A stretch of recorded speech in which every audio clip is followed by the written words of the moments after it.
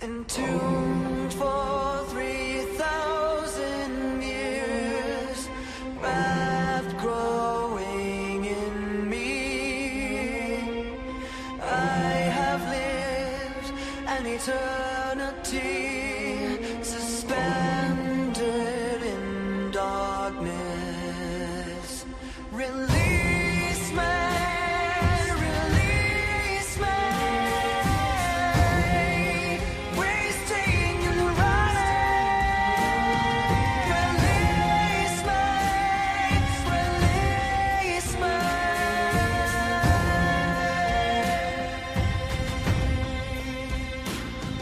Condemned and bound, the sands of time have run out. Curtis fills the room, curiously open my tomb. Rising from the cradle of death, my sentence has come to an end. Release me, release me, wasting and running. Release me, release me.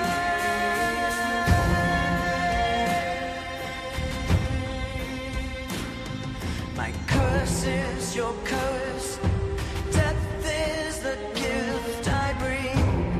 Revenge in my hands, I feel no remorse. This is the mommy's curse.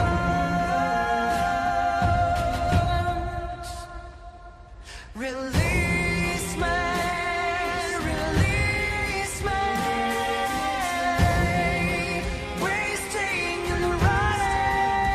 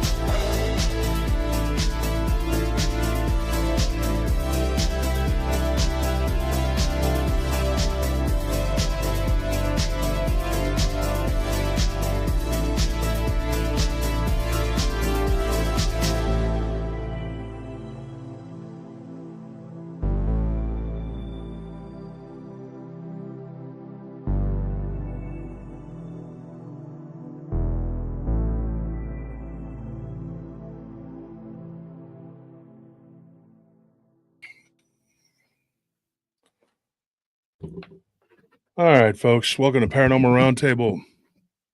Oh, maybe wondering what we're doing here tonight on a Tuesday, which is usually reserved for the podcast episode.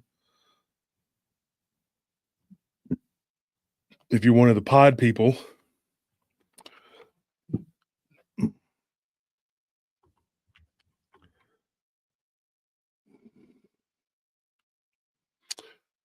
okay, so like I said, if you're one of the pod people, what you can do is just wait until Thursday. We're going to drop it on Thursday. But we're here tonight, because we didn't get to do the call in yesterday, and we'll do it. We'll be here again tomorrow night. Let me just explain real quick. Like, I'm sorry about last night, man, but I was dog tired. I was out at the ranch and I was working, doing a bunch of crap. And when you have animals, it takes a lot of work. You can't just be like, okay, guys, take care of yourselves. We realize that you're babies. Figure it out. You babies. You got to make us go out there and take care of you. You know? So, yeah. And we have a couple new additions to the family. We have two newcomers. We have, and their story is really unique. It is a really, really unique story, and I'm going to tell it, but not today. I'm not going to get into it today, but it's really cool. We have two new animals, dogs, and they are cattle dogs. They're herd animals by nature. And they're really sweet dogs, man. I am really digging, raising them up. It's been about a week now. Yeah, how long has it been? I don't know. What is it? Yeah, I guess it's been almost a week. Yeah, not quite a week. Not quite a week, but I think tomorrow will be a week, won't it? Something like that. Mm-hmm. Maybe. Anyway, it's been. No, they're not blue heelers. They're smart dogs. Border collies. We got two border collies, and one of them's name is Cooper. He's the male, and Nellie's claimed Evie, which is the girl. And Cooper, I call him Koopa for short. Kid. Yeah, because he's a Koopa, from Mario. Mario. Yeah. But anyway, Cooper is he's a smart dog. He's a smart little rascal. And I had one named Rascal. I had a border collie named Rascal. And I remember somebody saying that there was some guy that was going around saying that he had raised a Dogman and he named him Rascal or something like that. I don't remember I can't remember the guy's name that said that, but I was like, more power to you. I only knew one person that ever claimed that, and he's deceased now. I would not recommend it even if you could do it, which I don't know. I mean, and even he was like, not really like, it wasn't really a pet. Like he didn't keep him around like a pet. It was more like it came around and it did grow. It was young and it grew up. People have asked me over the years if I believe his story. I do. I believe that he had this animal that looked like a dog man or whatever, that could stand on its hind legs. And I do believe that really happened. But to me, is that proof? And now let's go back. Is it really an animal? Nice. Are there any 18s? Not cool. Okay. And do I believe it was really an animal? No, it wasn't. Not Vic. It was some other guys. Some other guy. It wasn't Vic. Vic never said he had one of those. I don't know what that guy's doing these days. And I don't know. I don't care.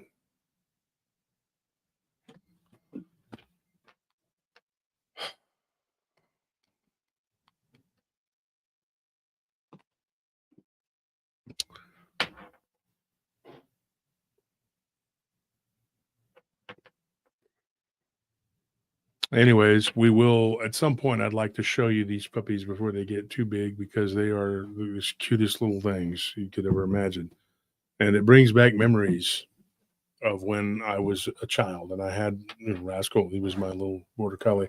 He was attacked by pit bulls. He lived, but he was never the same. And and eventually, we moved over and over again. But yeah.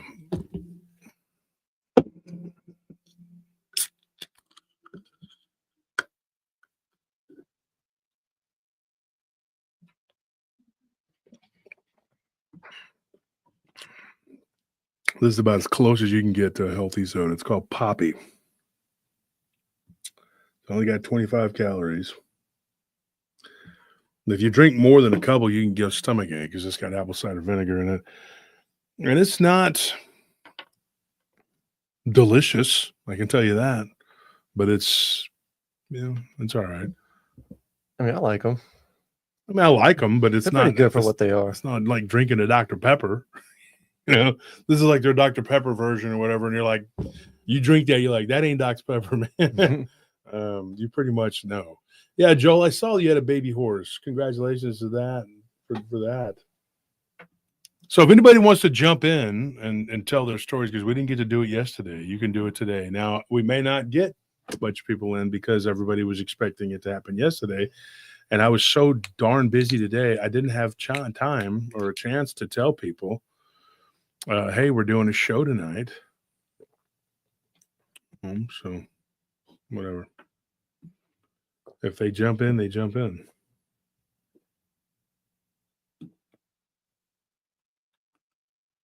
Lunar Eclipse says, I had a mixed border collie for adoption. They really kept me on my toes. He was dangerously smart and got a great home for obedience work. Yeah, they're very, very clever dogs. They're the smartest dogs on earth.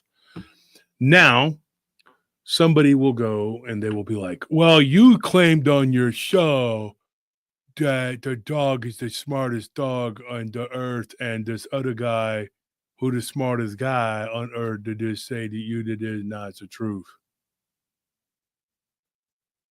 Don't you love that? But if they're not correcting you, then you victimize them somehow. They can go around saying every horrible, evil thing, bad thing, pulling every shenanigan in the book. Well, now I'm on the other team. You were always on the other team. Poor baby. You were always on their side. Why are you even pretending like you were? You were never on our team. You were working against us. You're just saying what you're saying because you got caught. You got caught. And I already knew you were that person. So don't act like you're a victim. If you're on the other team, be on the other team. I don't give a crap. It's funny how people like to act like that. They're not embarrassed when they get caught pulling some crap. Like, yeah, you are. That's why you're all mad. That's why you're lashing out. Yeah, they get mad, and then because you're embarrassed. Yeah, think you thought you were smarter than you were.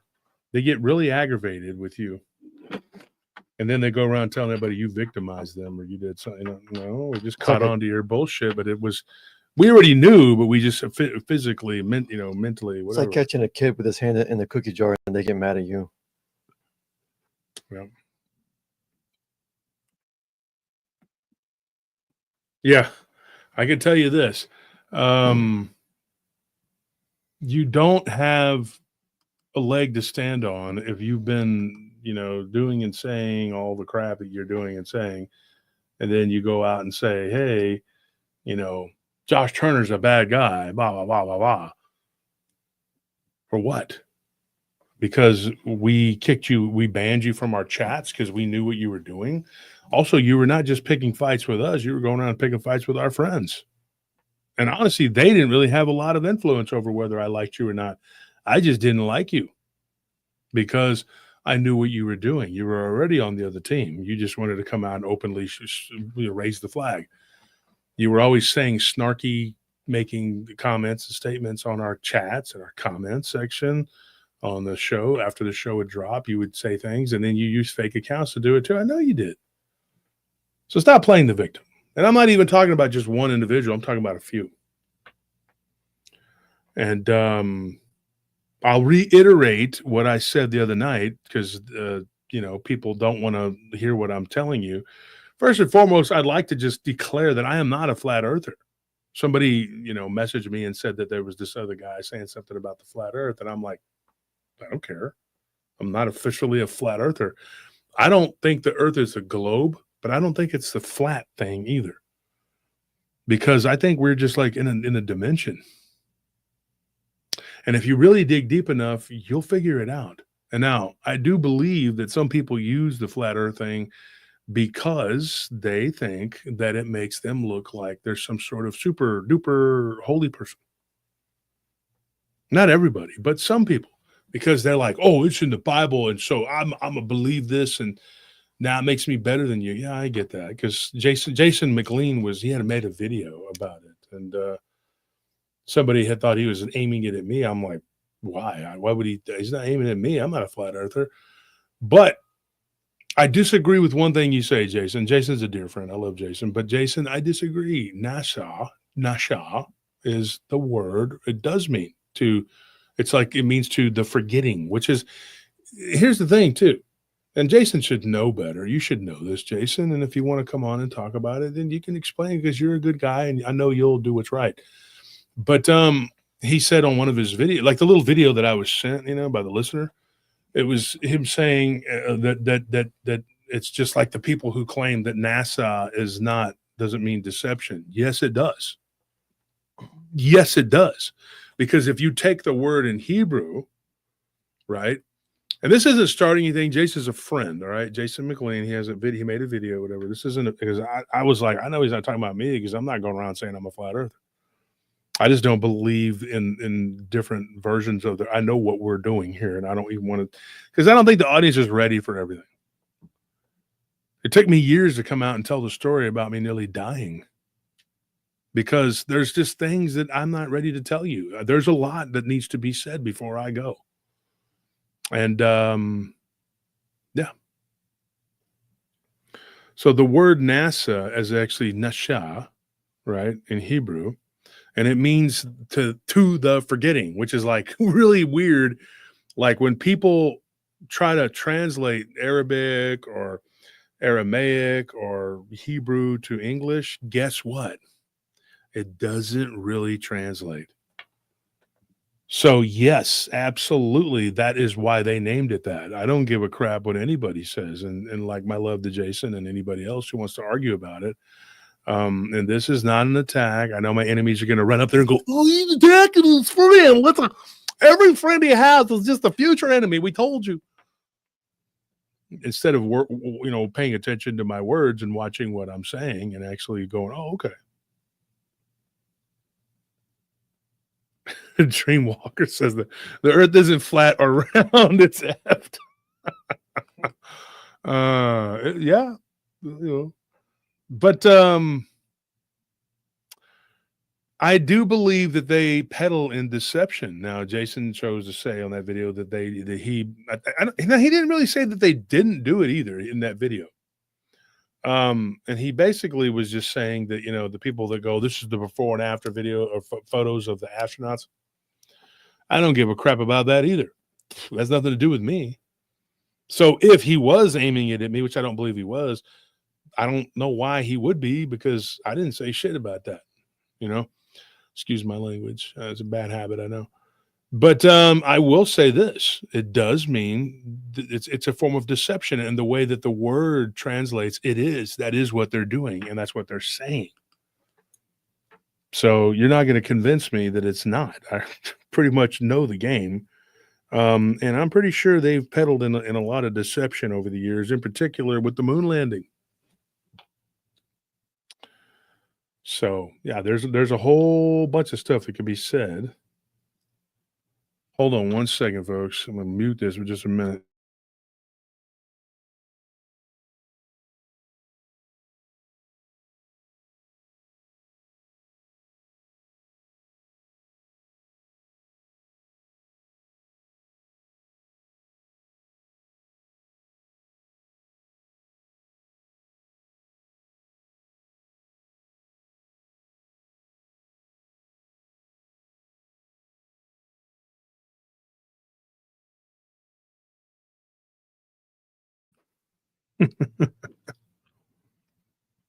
So we got a lot of stuff to talk about, especially tomorrow.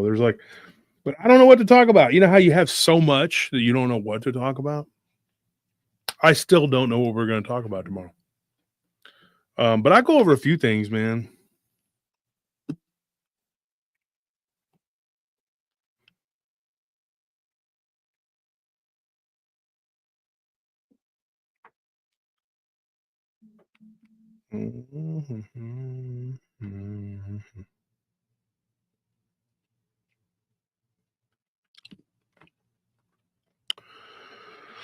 Let's see what we got.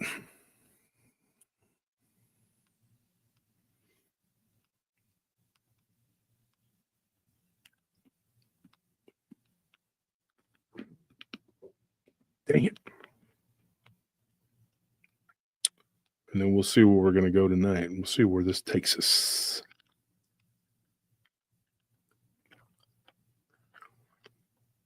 I love you guys, man. I really do. I love my audience.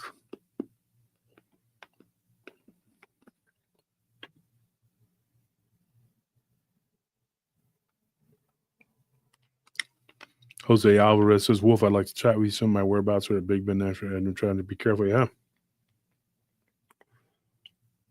Okay, I got some good stories that I wanted to talk about.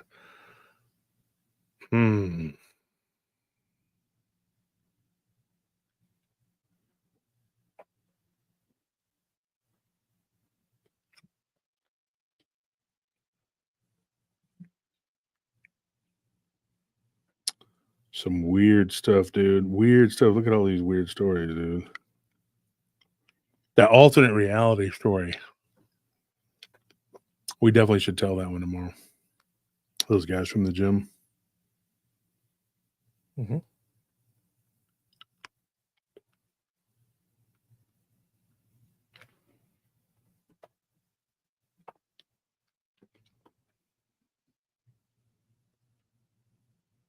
So let's do, and Matt says that NASA founded MK Ultra. I don't know about that. I don't, but I mean,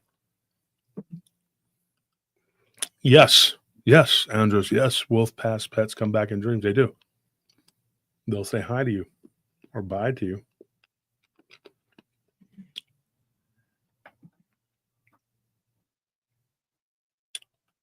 Maddie asked reptilian stories. Man, we got a bunch of just all kinds of stuff, man. So we had a guy that messaged me, and Anthony and me were looking at it. I think you're the one that showed it to me. It was on the email, and the guy's name is Jared.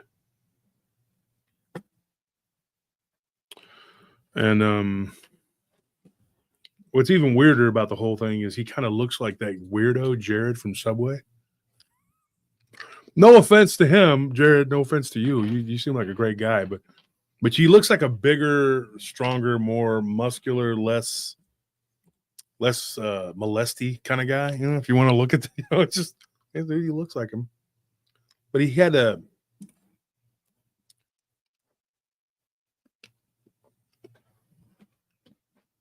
no wicked eyes. I'm not doing any more crime. I'm not doing any crime stories tonight. He went to Jared. Cooper's like, he went to Jared. Yeah. So, yeah, exactly, Richards. Yeah, Jared from Subway. Yeah, I know. But he doesn't like that. So he actually bought a different pair of glasses and changed his hair. But his story is really weird. He was from Albuquerque, New Mexico.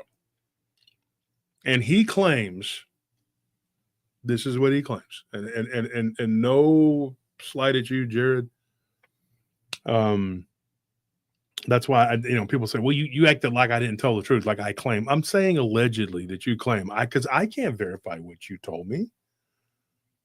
Don't get upset with me. Some people got really upset with me for saying that. That's saying like, well, I allegedly, I don't know.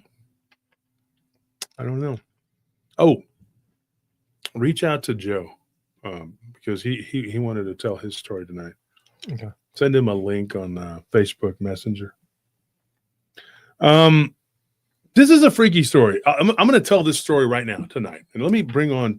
We have people in the chat here. What's up, Chaplain Tony? How you doing? Well, not doing too bad for an old guy. Well, Had a good day today. Yeah. How you I, doing? I'm doing good. You know, I was in pain today. I'm not even going to get into it, but if I could get some prayers from people, just pray for me, please. I'm in pain and I got a few health problems that I'm not going to go into. That have just been going on and on for the last year and a half since I've been dealing with these people. They just keep sending stuff, and we keep battling it. 39 Sean Mann says Lake Worth monster. I had Lyle Blackburn on one night. He talked about that story. I don't think I'm going to get into that. And we talked about it at the conference too. But so what do you got going on, Tony? Before I get into anything. Well, not much. Been trying to clean up a little bit of stuff around the house, do some yard work, spiff the place up. But one of the things, having been a criminal justice chaplain, I thought about that was kind of interesting is the black magic that some people get involved in that are in the criminal world, and some of the rituals that they do to give them protection from being caught. And I had an experience when I was still working for the state. I was in charge of the unit, and that night, and we got a call from a young lady that wanted to talk to the person in charge, and the guy that took the call happened to be sitting right next to me. He said, "Well, the guy's right here. Let me let you talk to him." And the young lady was quite upset. Her husband, who was, even though he was in that in between age, between 18 and 21, and we had him in custody at a juvenile facility. He was a parole violator, and he had some significant mental problems. And that's another thing that I noticed with a lot of people that had psychological problems, multiple personality, or they were delusional, had auditory and visual hallucinations. A lot of times I always suspected a demonic involvement in that. But anyway, get back to this story.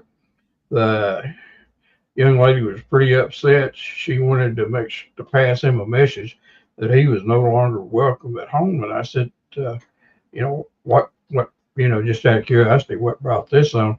And she had gone into her freezer looking for something that, barbecue out on the grill. And she found a pair of hands in the freezer that had been cut off. And that is a common ritual in black magic done at a certain time of the year to protect people from getting caught when they're by law enforcement, if they're in illegal scenarios, whatever that might have been. And I don't know what this guy was in for. It was a parole violation. But anyway, I ended up calling it was in the Dallas-Fort Worth area. And I called the detectives and sent them over there. And I don't know whatever became of it. The guy that we had, he went to our mental facility, and that's the last I heard of him. But you hear of those type of rituals. I remember when Russ Disdart was still alive, he talked about this very same ritual. And it's amazing how much of that goes on. And here locally at Temple, I was a police chaplain for a number of years. And I'd go out with some of the officers in the evenings. And we had 3 covens operating in Temple, and they would move around. They'd lease a house for about 6 months, and then they would move to a new lease facility. And the reason being was there was hardly anybody ever there at the place except when they had their meetings. And then there'd be a lot of cars there. And of course, the people who lived in the neighborhood would get kind of suspicious of what was going on, they'd call the police department. So we knew where all the covens were at, and we'd set up on them just to see who was involved in it. And it's kind of funny. You think of the people that are into satanic worship as being a bunch of losers and low level people, but my experience is just the opposite. And they get their way because they're evil. True. That's how they got to their positions of like these positions of power and supposed success. Yep. And that's what I found out. But I had been taught that in being trained as a criminal justice chaplain, that it was kind of interesting how it was, high rolling people, judges, police chiefs. We were warned to be real careful around people of power, that quite often they were involved with dark activities like that. And you'd be surprised how many masquerade as Christians too. Absolutely. Remember that show To Catch a Predator? I mean, like, you wouldn't always see like some loser lowlife walk in, and I mean these were doctors, lawyers, people of influence. You want to move the chat over a little bit, covering up half of your body. Oh yeah. Yeah, it's kind of shocking. It's almost counterintuitive, and most people have a hard time dealing with that. It's something you don't want to believe, but it's there. I've got one other story I'd like to share. Shoot. That kind of looks at mental illness and the Bible. I had read a white paper. I have 2 degree fields. One's as a minister from the Southern Baptist University, and also as a psych counselor from the same school. Actually, the 2 degrees were put together, and which they wanted us to be able to do counseling with inmates and officers, and so they joined the 2 programs. You ended up with 2 degrees when you finished it. But anyway, I had a guy that was in custody, and they had him in the trustee tank at the county jail. And this was over in Belton, Texas, a number of years ago, back when Dan Smith was sheriff. And I would go in the trustee tank and do a religious service with them about once a week. And a couple of the trustees had told me about a guy. They were waiting for a slot at the mental hospital in Austin to transfer him down there. And, he was seeing and hearing things. So he was schizophrenic, auditory and visual hallucinations. Well, I had read a white paper by a psychiatrist at a state hospital that was a Christian, and he went around and started reading the Bible to people that were even catatonic schizophrenics. In other words, the last one on and nobody was home. They couldn't communicate or anything. And these people started coming out of their psychosis the more he read the Bible to them. Well, of course, somebody found out about it, and they put a stop to that. But anyway, I'm thinking, I want to give this a try.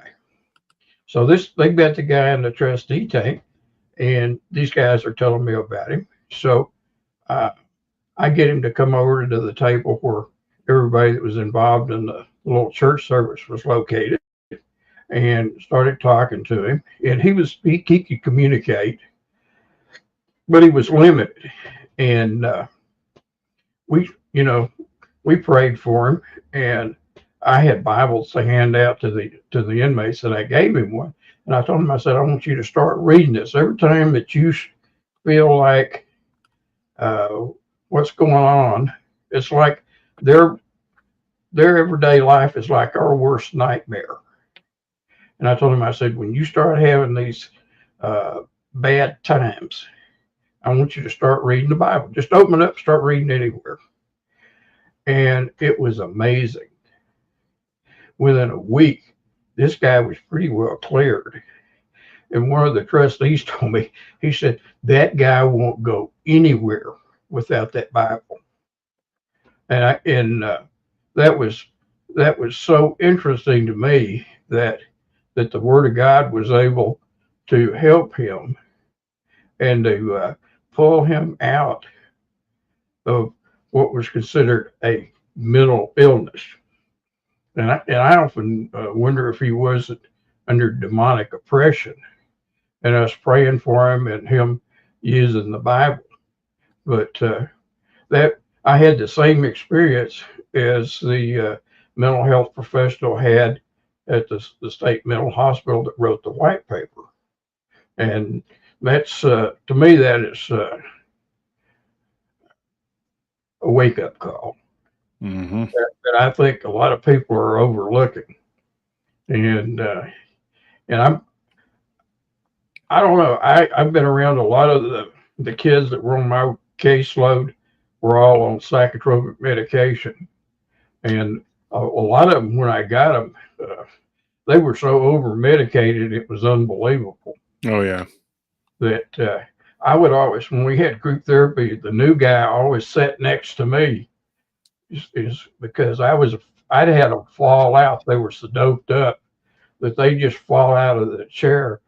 And I wanted to have a shot at catching them before they hit the floor. So, that's some of my experiences as a criminal justice chaplain working for the state of Texas. Thank you for that, Dr. Fox. Thank you for that sticker or that sticker chat. And folks, donations don't matter how much you give or you don't give, but we definitely greatly appreciate people who really give and they're generous and everything. But don't feel like, oh, if you don't donate a bunch of money that you're not important or whatever. It doesn't matter. Case in point here, James Ibarra, he just says, y'all don't answer anyway. James, what do you got going on? If you want to talk and you have something to say, just jump on. We'll talk. It's an open line. You have two show, people James. here, and Chaplain, I'd like to keep you on tonight because you and Joe Breezy, I think, would be a good panel. I'm going to say something. Here's a story, and I've never told this one before, and it's not a real long one, but I used to know a guy who was a cat burglar back in the day. Mm-hmm. I don't know whatever happened to him. He was, I was talking to my friend. He works on the oil fields now and has been for like the last, 15, 20 years, whatever it is. And he was one of his buddies back in the day. I didn't know the guy real well, and I'm not going to say his name, but he came into the club one night and he was real nervous. And he was just like, he was chain smoking and he wanted to talk to me. And I was standing there with my brother and one of my other guys that was really close to me. And he says, I need to talk to you. And I'm like, about what? Like, he's so, and I knew he was a little thief. And I have this thing, any crime, I hate thieves. Like, bless you. I really just do not like thieves. And, this guy knew better. He was never going to try and pull anything on me. But there was this other guy who was a Cuban descended guy who was working downtown. I say working. He was a drug dealer. Okay, let's put it that way. And this was, this was 25 years ago, maybe 26. It was either 99 or 2000. I don't think it was any later than that. But he had come to me, and at that time I wasn't the big baller yet. I wasn't like doing, I was still kind of making my way up, doing whatever. And he wanted to talk to me. He was really nervous, but I had a reputation for being a pretty tough guy, whatever, I guess. And he wanted advice, and I said, what do you need advice for? And he had a weird story. I actually told one of his stories on the show about when they broke into a house and there was this entity that attacked them, like literally attacked him and his friend. And it was like a shadow demon. And these drug dealers, these high-level drug dealers, they'll put them in their house and as sentinels. I'm not even joking. And sometimes they'll even have a dog that seems like it's a demonic entity itself. And it's not just because the dog is a vicious dog. No, it has something attached to it that makes the dog worse. It's like a hellhound. I'm not even joking. There are demonic hellhounds that are ethereal. Then there's hellhounds that are actual dogs that have the attachment, The other. the other on them. Yeah. And so I knew this guy. I'm not even going to say his nickname, but he had a big, very obvious tattoo on his neck of an 8-ball. You know, and then a few people had that kind of little, like, and I knew one guy had like the fire on the 8-ball. Well, basically, these guys, they would just advertise like they were drug dealers. And this one particular guy, I said, aren't you worried about getting caught? You're so open about it. He goes, nah, man. Santa Muerta.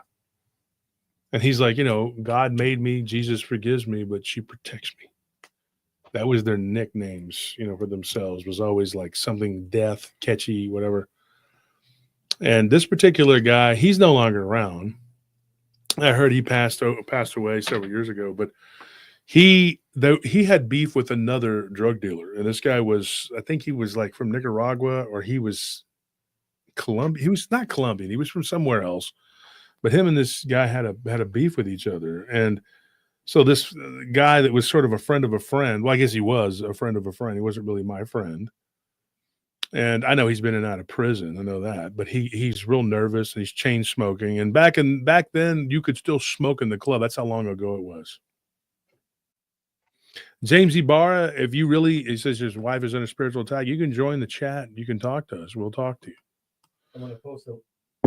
I'm going to post a link that you can click on, James, and you can join the show. Okay. There's Tony Romo, aka Dick Richards. So we got all the powerful Christian people here. We got the Christian Power Hour, But so this guy, what he did, this is the truth. Like, he told me, he says, I broke into a house, and I'm like, shocker that you and your buddy broke into a house, because that's what you do. You mean a thief? He goes, and he's over there like, he's like, no, man, you don't understand, Wolf. Like, I broke into the wrong guy's house. He goes, I got tricked. I was like, you got tricked? Somebody tricked you into breaking into a house? I accidentally broke into a house. And he accidentally. Whoops. I thought it was mine. But believe it or not, this guy's friend actually did break into somebody's house by accident, because on Halloween, the mutual friend, I'm not even going to say his name, but he was wearing a Hooters outfit. And this is like a big muscle-bound guy, and he's so drunk and hammered that he breaks into an apartment thinking it's his. Yeah. And he threw this little Asian couple out of their bed, and there's this big, he's like me, he's half Mexican, half white. This not the guy that broke in, but his friend, the mutual. So that's a whole nother story. But this guy, though, he tells me, he says, dude, I broke into a house, and there were these two gangsters downtown that were having beef. They were two different Latin dudes. And I wasn't it had nothing to do with me. I was like, it's not my thing, man. I don't, and I still to this day don't know if this is the truth. Like, I don't know if this story is true or what, but one of those guys had supposedly skipped town. I know that he was from New York or something, or he had lived up in New York, but somebody said, well, he moved to Vegas. And apparently I got to know that phrase, because when people would say, oh yeah, so-and-so left for Vegas, that meant that probably they weren't around, and I just kind of put that together in my head. I was like, a lot of people moving to Vegas. It's like cheap real estate. Just like when I was in Vegas, people would be like, yeah, they moved back home. Well, home for them is probably somewhere in the desert now. Like I said, I never did anything like this. I wasn't involved in anything like that. And luckily, not bragging or anything, but I was sort of, enough to where people they didn't do that. They didn't mess with me. They might do it to each other, but they weren't messing with me and my people. But it was just kind of like understood that there's certain people that are targets. I'm not one of them, typically, And so this guy, he was like, he didn't know what to do. So he says, I went into this guy's house, and, he goes, I went into his refrigerator. Now, first of all, I'm kind of confused. I'm like, you broke into a dude's house, and you decided to what? Get something to eat? He wanted that Grey Poupon. And so he tells me, he says, yeah, I was actually going to make a sandwich. He's like, I do that sometimes. Grey Poupon. And I said, you're going to go in there and you're going to make a sandwich. And he said that. He goes, yeah, I was going to make a sandwich. And he's chain smoking. My brother's sitting right there. We're both, and he's telling us about this. And he says, well, I saw something in the pickle jar, in a pickle jar. And I was like, just in his refrigerator in the kitchen. He goes, well, no, this refrigerator was actually in a back room. And I didn't ask what back room or whatever. And he told me, I said, who are we talking about? And when he said the guy's name, I was like, oh boy. And I told him, I said, man, that is really not smart to break into that guy's house. That guy is like a big time dealer. He deals a lot of, whatever. And that guy was always super nice to me. He was always really friendly with me. But I noticed he was sort of friendly with cops too. And so I didn't know what his deal was. And I know that there were cops back in the day that were getting paid, And so I just figured that's what it was. But this guy that broke into the guy's house, he was from the valley and he knew a lot about the brujeria, brujeria.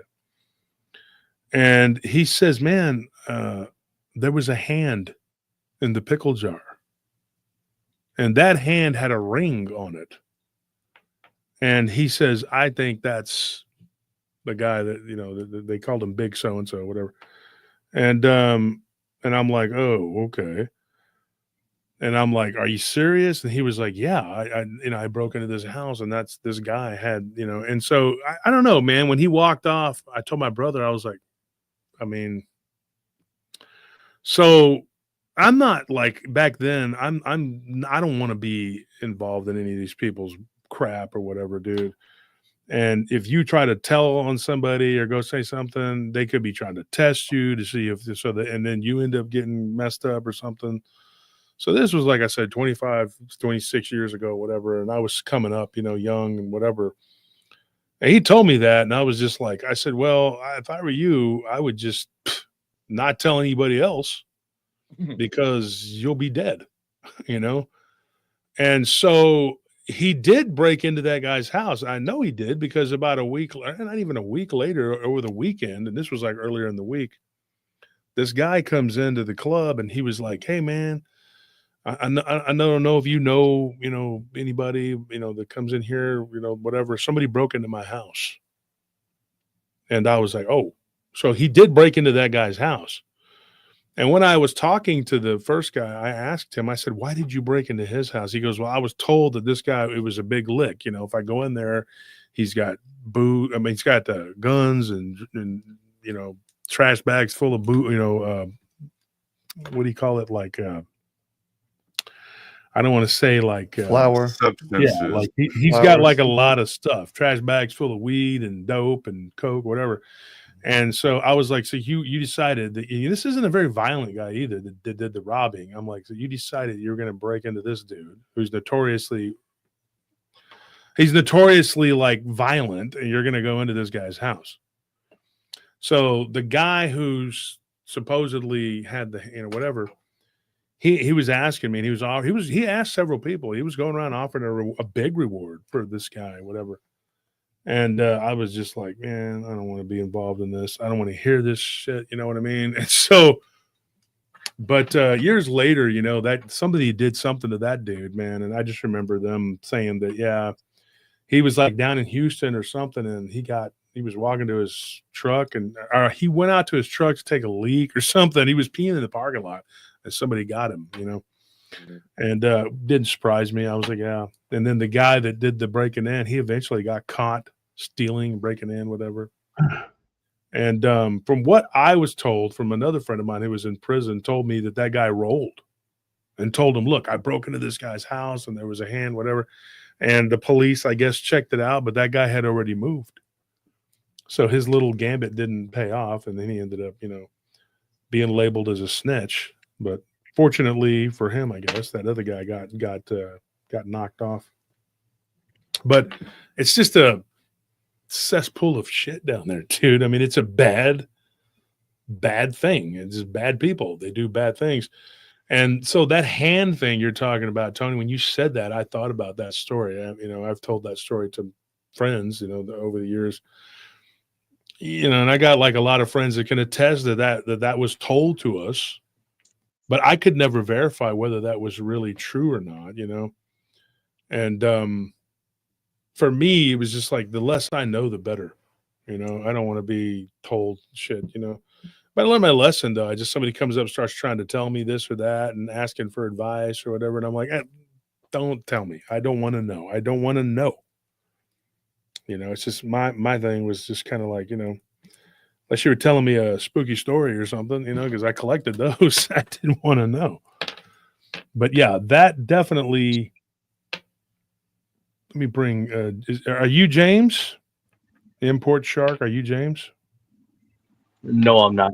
No. Okay. Well, we'll bring you on anyway. So that story. Hold on one second. That story goes back to the whole thing with the hand thing. I don't know, you know, why they do it or why he took it. But I know that the guy who had the hand, allegedly, the guy that had the hand, he was into Santeria, and he told us one time that he was into Santeria. He had like, you know, he was another one with the Reaper on his neck and all that shit. And he was originally a Cuban, and he had come from Miami, you know, from Miami. And he, like I said, he was always friendly with me. I got into a fight with a bunch of guys upstairs one time, and he jumped in, him and his guys, and helped us out, you know. But I always kind of kept an eye on him after that because I was like, this dude, you got somebody's hand in your house? I don't know. And then he had a big party one time, and he invited us, and I was like, no, thank you. I was like, I'm good, bro. I'm good. I go to another pachanga down the road, bro. I don't want to end up without a hand or whatever. He wasn't a real big dude, man, but you know, if you're willing to do that, you know, and I never saw that other guy that supposed to, but it was weird because, you know, the police knew where that other guy disappeared, but where he hung out, they never even asked anybody that I knew about it. Like, that was weird. That was a weird thing, right? I mean, there were a few other people that went missing over the years, and they were like all up everybody's butt, you know, dragging them into the police station and, you know, whatever. And that guy disappeared, and it was just like, oh, well, you know, whatever. I guess you got to know somebody for them to give a shit or care. I don't know. Are there a lot of street people in Austin that just kind of come up missing? Mm-hmm. Yeah. And I've heard that runaways and street people they go around and pick them up, and they think they're, you know, gonna make some money or do something, and they'll go around and pick them up in a van, and it's their last trip. They're going to the train station, and they'll be used as some type of sacrifice. Yeah. You know, they did a big roundup. Sorry, Chaplain. They did a big roundup before the 2010 Olympics in Vancouver, and they removed between 50 and 60,000. That's what I heard. I heard outrageous numbers like that, but it was tens of thousands of people that they removed off the street. And I've seen a lot of man on the street interviews, and people are saying that they've never seen any of those people since. Yeah, they go after people that think nobody's going to care about and nobody's going to miss. That's why it's so dangerous to be alone. I mean, like not just like physically, but spiritually too. Like pretty much all form any form of evil, whether it's like an evil person in the flesh or an evil spirit, like they try to get you alone, and they try to isolate you like away from people who care about you. I mean, I'm telling you, like, if you don't live with people you care about, I mean, you're vulnerable, you know, spiritually, physically. I mean, I wouldn't want to be in that position. It's a scary thing to me. Especially if you're out on the street. Sorry. What was that, Tony? Especially if you're, you know, living on the street, like a runaway or a lot of the homeless people. And what's bad, a lot of the homeless population started rising after there was an act that was, I think it was the Graham-Rugman Act, if I'm not mistaken.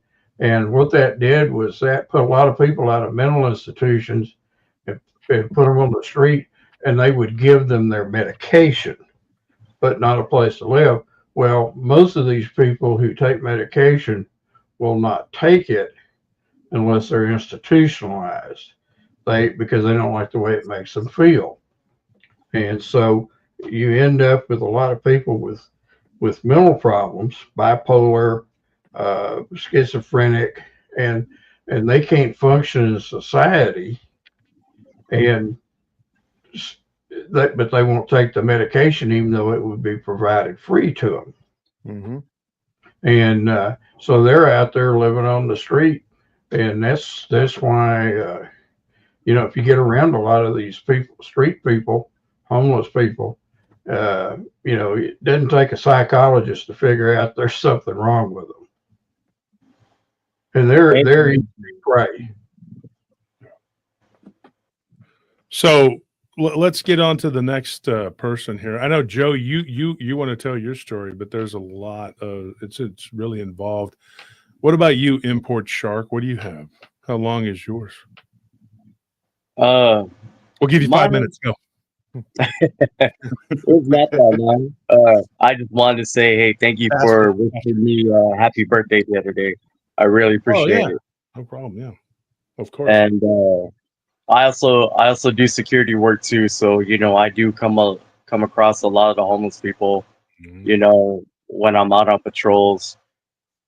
So, and a lot of them, you really don't want to let them get too close to you. I try to keep them at a distance because they're very, very unpredictable. Mm-hmm. And I have noticed that the ones that have been popping up in my town, they seem to be more confrontational and more violent than the ones that I'm used to. What town are you from? I'm in Bakersfield. What's it called? Bakersfield, California. Bakersfield, California. Oh, God. Yeah, not a pretty place either. No, it doesn't matter what they try to do to shine it up and polish it up. A turd is still a turd. Yeah, and it's crazy when you first come into like when I was driving into California a few years ago, because I've been there a few times in the last few years, but there was you go into Needles, which is just like, Diego, can you if you got noise in the background, just mute it for a minute. Did you hear me, Diego? I can mute him if he's not going to mute it. Okay. So we went through Needles. We stopped there, and it's like if you go north of Needles, it's like 100 miles of nothing. It's just desert. It's just nothing. It's literally nothing. 100 miles, and maybe a little over 100 miles, but it's 100 miles of absolute nothing. If you break down, you better have enough gas to make it 100 miles. I know that, and I'm not even joking. There's no gas stations, anything. But we get there and we stop and we got gas, and then from there you try to push on, and Bakersfield is the next, whatever. And I just remember these two people walking up, and they looked like Eddie from Iron Maiden, like the skeleton. They came walking up and they were like, "Hey man, we want to get something to eat, man." The gas station, and I'm just like, "Yeah, you look like you haven't eaten in a long time. What's going on, And they're like, "Yeah, we just want some food, man." I'm like, "Yeah, you look like you want meth." And I was like, "Well, I'll buy you something to eat in the store. There's some sandwiches in there." This is really bad. Those sandwiches aren't good for you. I'm like, "Really?" Because meth isn't either.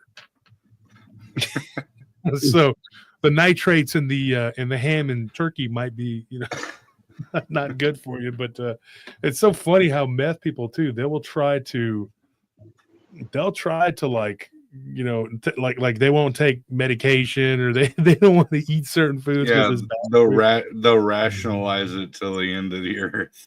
Yeah, meth heads, you cannot, and you're just like, really? Because I knew a guy who was on meth, like off and on, and he wouldn't drink Kool-Aid because of the dye. And I'm like, it's got red 7. But he would bang up that stuff into his veins. He hung out with my cousin, man. I never liked the guy. Wasn't my friend, I can say. I just knew him, and he was like, "Yeah, man, I don't drink that stuff, man. It's so bad for you, man." And I'm just like, meth is like really not good for you either. And in fact, it literally melts your body, because you're putting absolute pure toxin into your body that will literally dissolve you. It's literally will make you fall apart, and it can literally dissolve you. Cocaine will too. Like if you're trying to lift weights and and work out, don't do cocaine. I wouldn't suggest doing cocaine anyway, but if you're doing coke, man, I'm going to tell you, it'll turn your muscles into mush. Like I literally, one of my friends, dude, he was dating this girl, and of course she used to be a performer in a gentleman's club, right? I never liked her, but anyway, he was dating her or whatever, and she didn't like me because I called it. I'll tell people straight up to their face, like, you're a piece of crap, whatever. And like he was lending her money, and I was like, dude, stop lending this money pit person money. She's taking it and buying dope with it. And he was like, don't say that, man. Like, I love her. Friend, man, she cares about me. I was like, dude, I said, don't say that. Why? Because it's the truth. That's so ugly, man. And then he goes, I said, You dude, don't she's know got her, a bro. spiritual. Yeah, you don't know her, bro. She's got a spiritual attachment. I told her, that you have a spiritual attachment. And she goes, you got an attachment. And she's always just guzzling booze. So what these drug addicts do, just so you know, if you're dealing with them, if you're like on like a job where I am, or like, Shark has to do, you'll know, because they'll have alcohol in their breath. And if that happens, what they do is they use the drug to keep them from getting sick, because you'll get sick from the booze. So then they take the cocaine, because then and then when you get too high from the coke, they smoke weed, or they drink, or they'll smoke indicas, put it that way. Because if you smoke yeah, it'll just make you worse. You'll be like, Yeah. And so these people, they got it down. They'll take an upper, a downer, upper, downer, and They're trying to regulate themselves with Yeah. self-medication, and it really doesn't. Most of the time, they're making a bad situation worse, but it makes them feel better. I'll tell you a short story. Had a kid that was a fetal alcohol syndrome baby, and he was in for huffing paint. And I tried to tell him that, if you huff paint on a regular basis, you lose about 10 IQ points a year. And I tried to gently explain to him that when he showed up to planet Earth, he was short a bunch of brain cells because mom was drinking so heavy while she was pregnant. Yeah. And he said, but sir, it makes me feel so good. And, I knew right then that, he was gonna keep doing it. And I had one kid on my caseload that had huffed so much paint that he had killed a massive amount of his brain. And I referred him for specialized treatment because I knew something was seriously wrong. They sent him off and had him tested. And they said they didn't even know how he was still alive, that, if he huffed any more paint, he was probably going to kill the part of his brain that made him breathe and his heartbeat. And that was going to be, and he had tunnel vision, and it wasn't straight ahead. He kind of cocked his head when he looked at you, and it's because he had tunnel vision that was offset.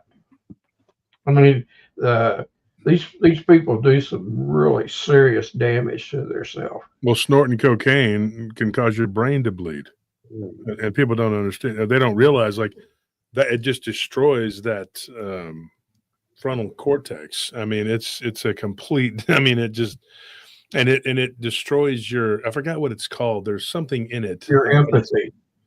No, I mean that there's something in it that causes the.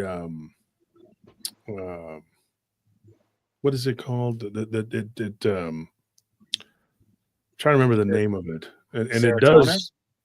No. It's something that's in the cocaine, and it literally causes the destruction of muscle cells, of brain cells. Not to mention that they put crap in it too, and now they're putting fentanyl in everything, which is just absolutely, it's just horrible. Oh, that's just running rapid over here. Plus, there's people over here that are taking some type of drug, and it's giving them like a flesh-eating disease or bacteria. Yeah, and it's only a matter of time before they do that, because, I mean, the people that sell the drugs don't really care, because there's so many people that are willing to do it, because the population just keeps getting bigger and bigger and bigger. So it's not like they're going to run out of customers. and they do actually do magic over My doctor these. told me that. Yeah, he told you what? He said that they'll put out hot doses and they'll cast their spells on it and use the person as a sacrifice. And 1 out of 1,000 bags, and here's the demon protection. And yeah, Rebecca just said something there. Hello, Diego, if you can hear me.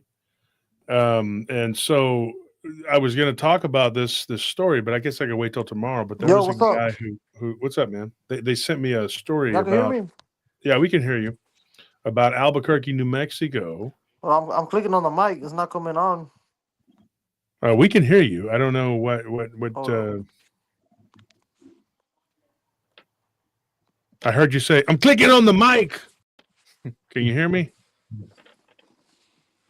But so this person ended up running afoul of some people that Give me were a sec. dealing drugs can't hear in you. Albuquerque, and they were not human, according to him. Now I've heard this before too. The story about the vampires of Mexico. They're not human either, and so some of these people they're actually working with non-human entities. I'm not even joking. And it runs really deep, man. It runs really deep. And speaking of, somebody says Russian crocodile, Russian version of meth. Oh, that crocodile, yeah. Yeah, crocodile. Yeah. And funny because I was just about to say that there are people like from Ukraine, Russia, whatever, that claim that these entities are actually making the drugs and giving them to their human counterparts to give to them. And there's a whole thing about it. It's so weird.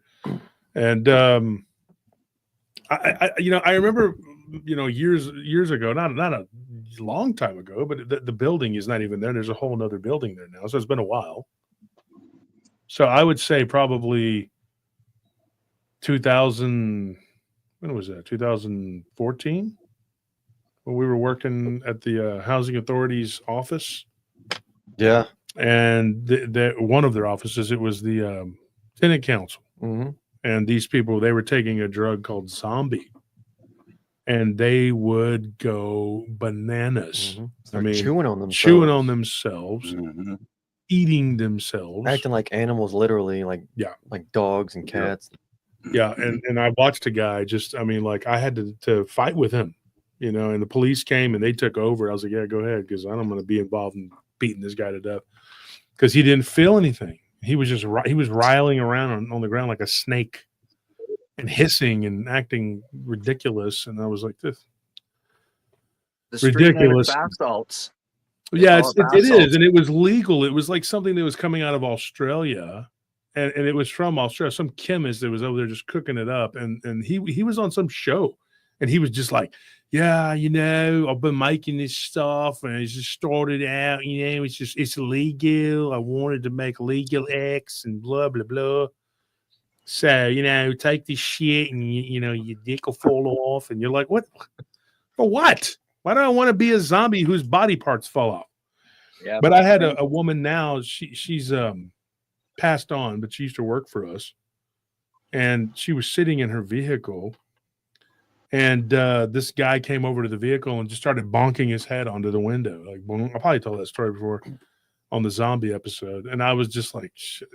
I had to go over there, and she had driven off, obviously, and the side of her window was just blood. There was blood all over it. The guy just beat it till his head was just bleeding. And you're sitting there, yeah, exactly, Lawrence, drug sorcery. And you're sitting there going like, how does somebody get so jacked up that they end up in this? And I'm not bagging on people who end up, with addictions.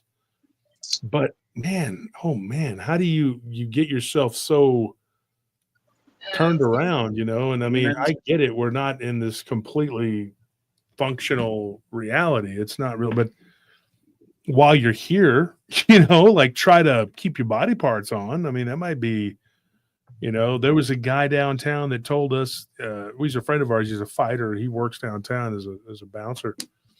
And he said this guy walked up to the club, and my other friend that I've known for years was right there when this happened. And they told me about it. And I think, I'm talking about, the guy's hand was like barely on.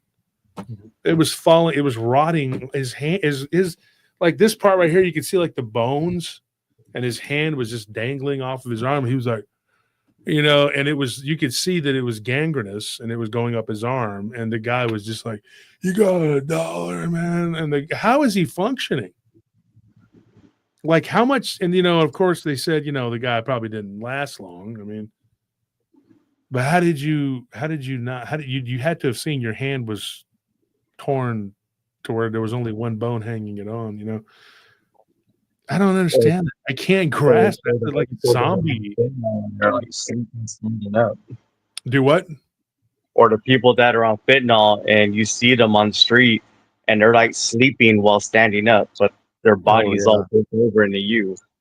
Oh yeah, they do. Yeah, they Yeah. just do that. Yeah, that weird. You got that perfect balance. Somebody said the Bay Area, Lori. Let me tell you, when I was there a few years ago, I went to San Francisco. I went into like a gas station, and the Scorpion and I were going there to use the bathroom, and we had another friend with us, and I just, you know, I told him, I said, look, I told Nelly, I was like, just, you know, let me use the bathroom. I'll come back, and then you can go with me, because it was so bad.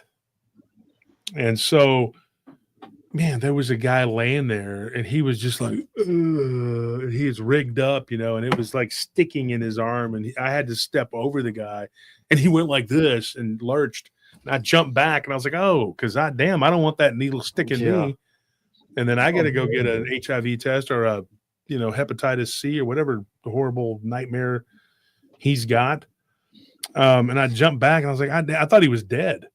Because he looked dead. He looked like he wasn't breathing. So I went into the store and I was like, hey, this guy, I think he's dead right here inside of your store. And the guy's like, you know, like he's used to this and like it just whatever, you know, don't care. When I walked back out and I stepped over him and he lurched forward like, whoa, and just went back to sleep real fast. And I was like, did he just die? I was like, are you dead? I don't. It's horrible, dude. And then you see it downtown too. They become the drugs. They're so possessed by the demon that is in those drugs that they literally become a zombie to those drugs. It was like that all over Vancouver, man. All over. It's a pharmacia that was taught by the fallen angels in Genesis 6. And that's exactly where it started. And it's just a method to possess and diminish people. Yeah. Yeah, Tony, you're right, because it makes you not a human anymore. You cease to be human. Joe, you and I had a conversation recently, and we were talking about this, about the dehumanization and how the people around us who are not good people will drag you into their, what would you call it? Their version of reality. They want you, because they are completely puppeted by the shaitan, that they are so, and they use them as like meat puppets, and their whole goal is to trip you up and bring you back into this.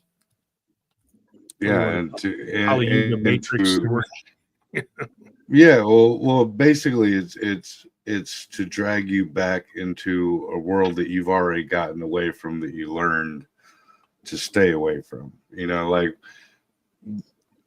you know, when we're coming up as young cats and kittens, you know what I mean? Like, you learn your lessons and you stay away from those certain parts of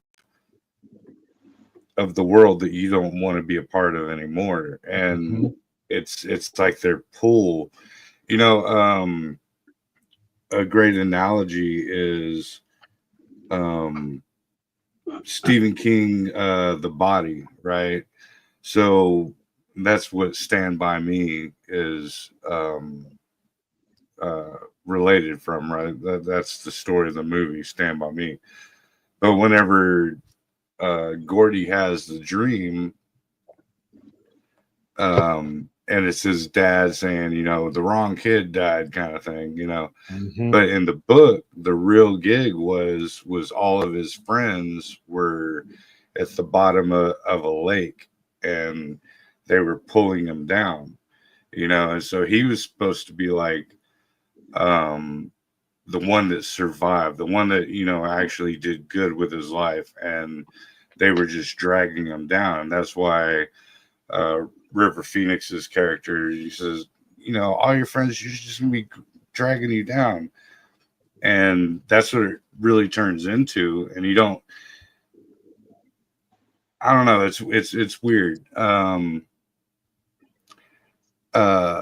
But it does, and through your life, trials and tribulations, right?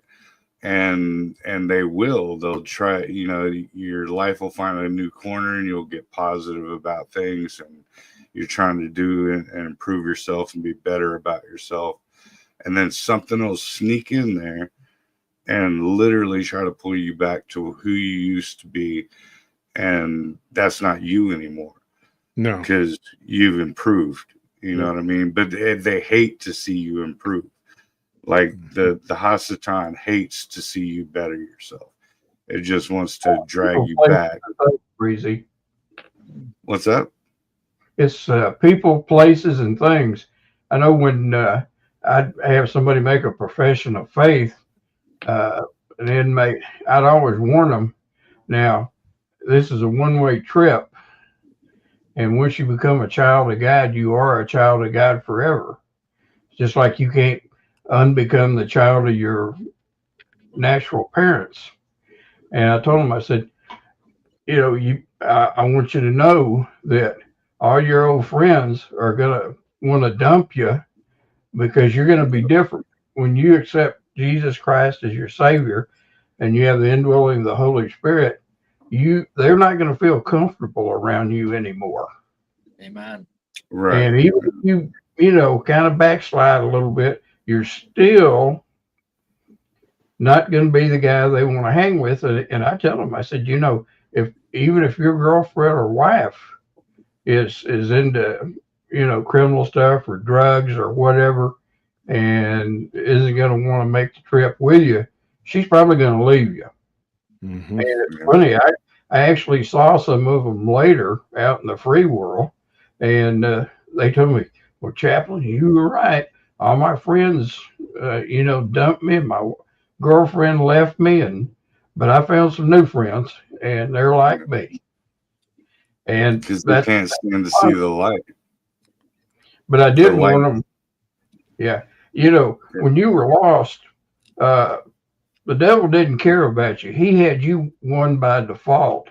But once you accepted Christ, he wanted to diminish your life as much as he could so that you wouldn't have somebody else say, well, gee, look at him.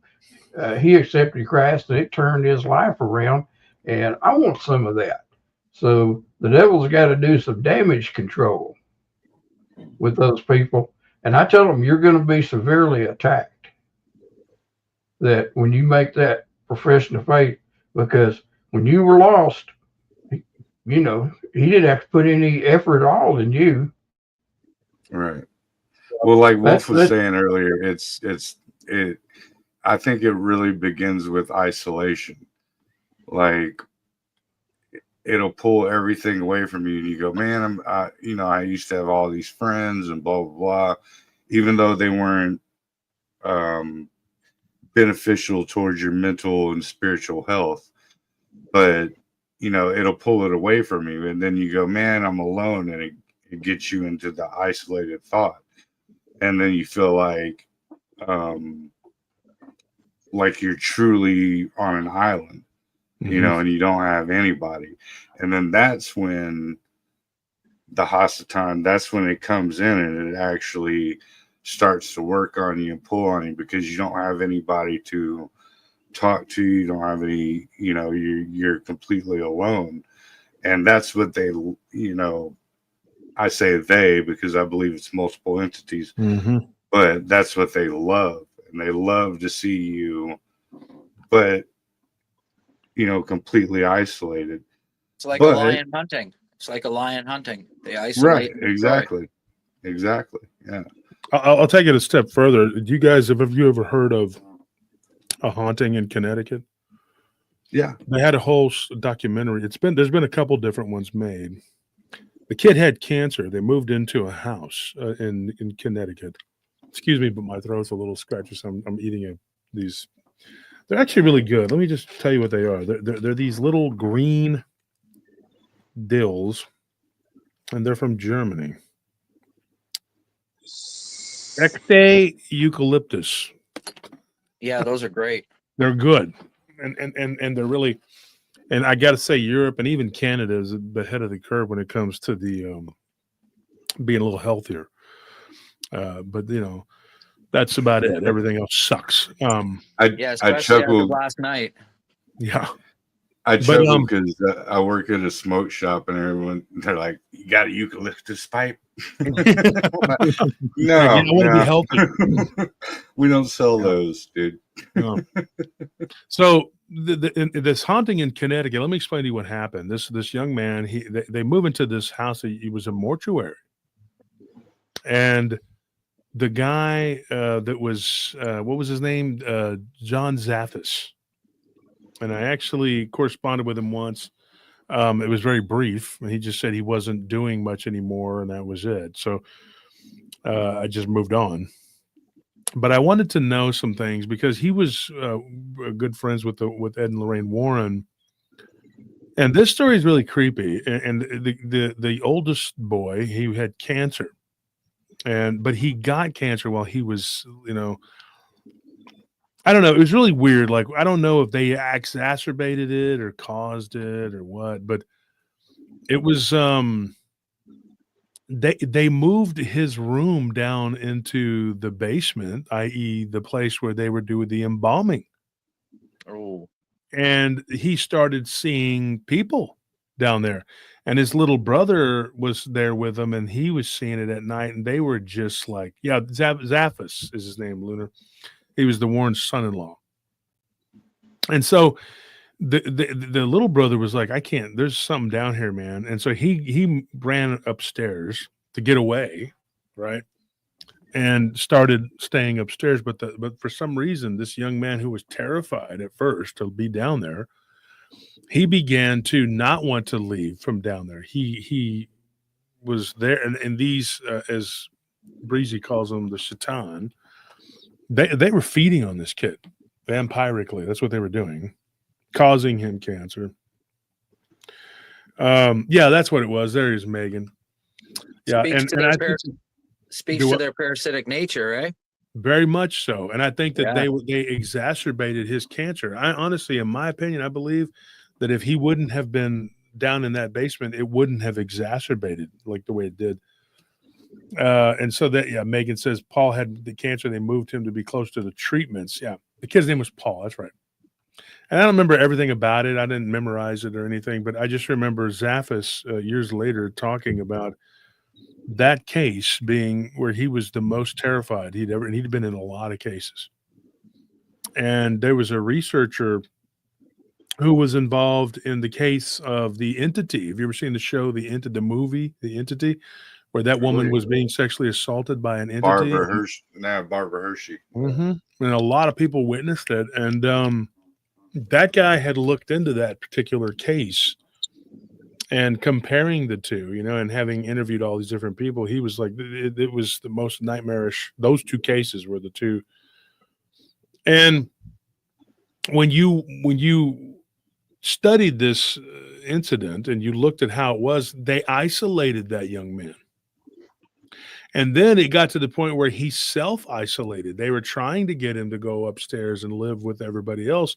When Zappis got involved, he had told everybody, he said, look, it was him and another researcher, and they said, we have to all be together.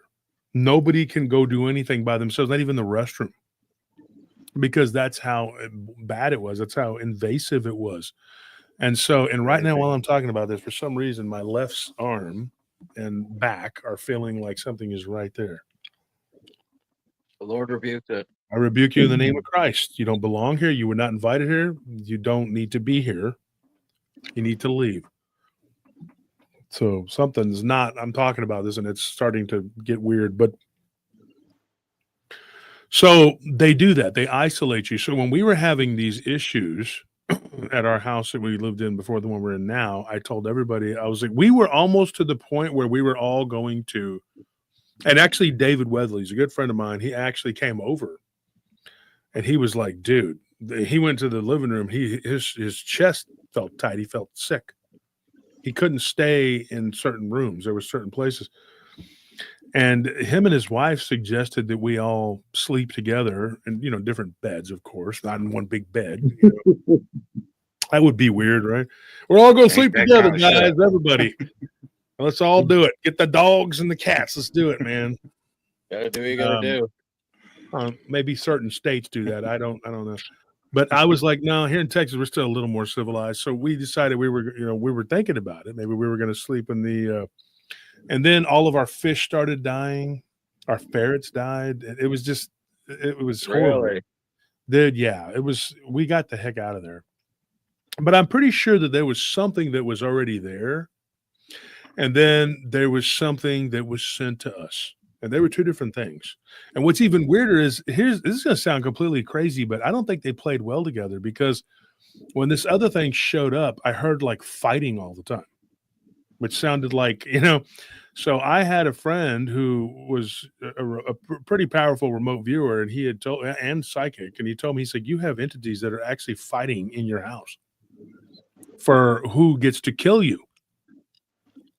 And I was like, what? Like, Wow. So David Weatherly described it to me. He's like, you're just dangling here like bait. You need to get out of that place. He goes, there is a consciousness there that wants to kill you. That is his word. That's what he told me. And he wasn't the only one. There was about 6 or 7 different people. Anthony, you know that. They told us. They came to the house. And some of them couldn't even go to certain spots because it was so bad. There was a spot underneath the stairs that was really bad. And Martis, I'm telling you, my cat, he is like, that dude's a little warrior, dude, because he would chase stuff around. He would chase it. Yeah. And then you would see him and he would be walking the house all night. I'd watch him. I watched this little dude. He was a little black cat. And I watched him. I was in my study. He'd come into the study, and I'm not joking. He'd come in the study. He'd look at me and he'd be like, you good? Okay. And then he'd walk around. He had a pattern. And he would go to the sitting room, the kitchen, the dining room, and then the den, the upstairs. He'd go to the living, he'd go and check on all of y'all. He'd go back down, and he would open the doors. Yeah. And he would go into the attic, and then I'd hear all this noise.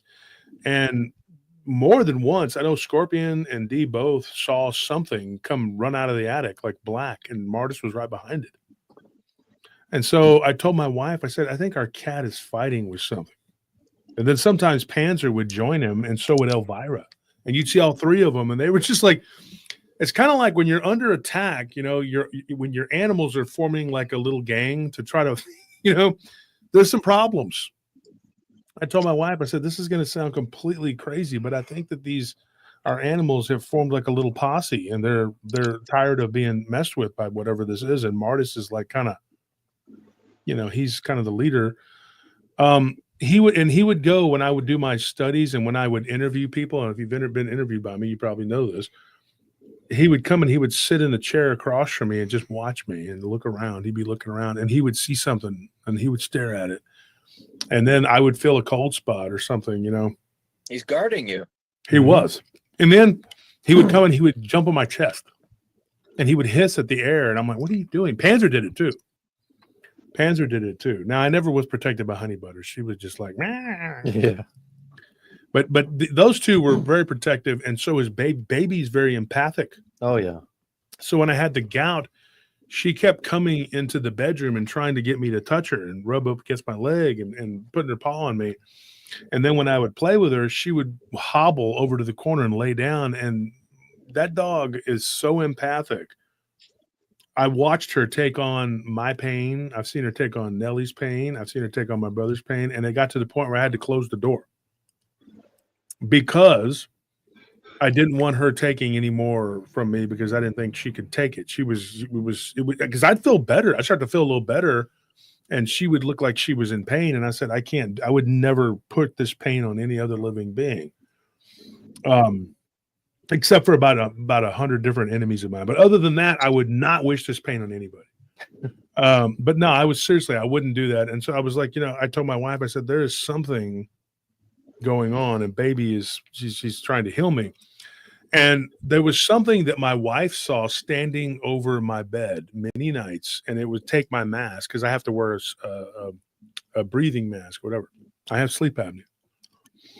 And I've had it for 20 something years, man. And so even when it started to get a little better, I just said, you know what? I'm used to the mask.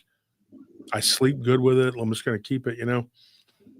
But this thing would knock my mask off. And one night, I don't know if we were going to talk about the stuff at the house one night. We haven't done it yet, but one night I woke up and I was holding something like this, and I opened my eyes and there was this black thing there, and it had like a shawl over its face. Like this part right here was covered. It looked like a damn ninja.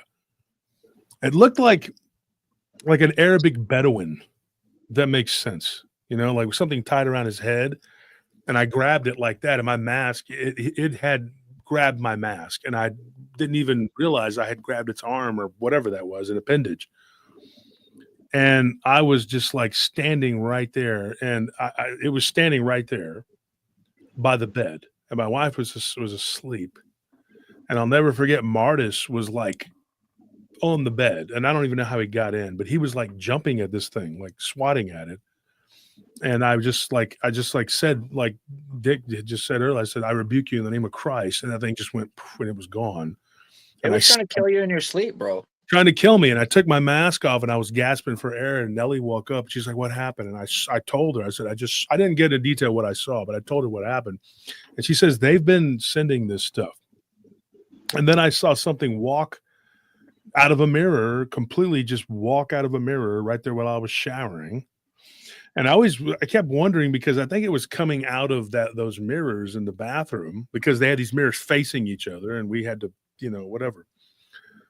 And Martis would always go in there to that bathroom. And then I would see that one time I saw the curtains moving too. But we made a rule. We were just like, we need to not separate ourselves. And Tony started complaining that he could not sleep. He said, dude, when we moved out of there, he was like, I had not had a good night's sleep in forever. And we went to the ranch and we were living out at the ranch. And that was the first night out at the ranch was the first night that I felt like I slept good in months, for 2 years. And then Anthony, you said the same thing. Yeah. I mean, yeah, see Tony's in the chat. He just said 3 or 4 hours a night. Yeah, that's whatever. Stefan was saying the same thing. He wasn't sleeping good. When Zane was upstairs, he felt like something jumped on him, and when he was on the recliner trying to sleep, and everybody was having nightmares. Everybody. And my wife was working on a board game that we had to kind of shelve because we've been moved 3 different whatever. And we had all these storages and all this stuff we had to do. It's been a nightmare. But we saw this thing like walk across the den, like in front of 6 people. I mean, it was right there. It was just right there. It was a black entity. And I said, this is ridiculous, man. We can't live in this place. And these people, they were also stalking us physically. My neighbor across the road told me that he had seen somebody's truck right there. And I said, I think I know who that is. And so we turned it all over to the police and everything. And they were just like, well, there's nothing we can do, blah, blah, blah. At least at that time. And then these people that were doing this at the same time, they're sending all of this wicked crap. They're going around telling everybody we're bad, that we're satanic and we're this and we're that. And I'm like, what? I'm like, you're literally sending. And then one of them had said that they had built an altar in our house, but he claimed it was an altar to God. I'm like, how did you build an altar in my house? Because your God is not my God. And as Jesus said, your God is Satan. And you're of the synagogue of Satan is what you are. That's what you're doing.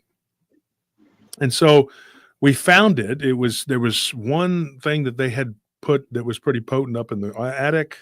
And then there was another one that was in our closet. And when they actually got in your house? Well, they got in our house etherically, spiritually.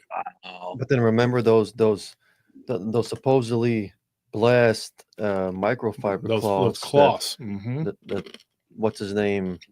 We're not going to say his name. Dropped off to us. Mm-hmm. Mm-hmm. And when I put one under the bed, under my pillow, I had a nightmare the first night. Mm-hmm. And then we threw them away, and one of them still managed to be found under the bed. Yeah. Because whatever entity was there working for them threw it under there. And then I they would go have burned it, set it on fire. do what? I said I would have burned it, set it on fire.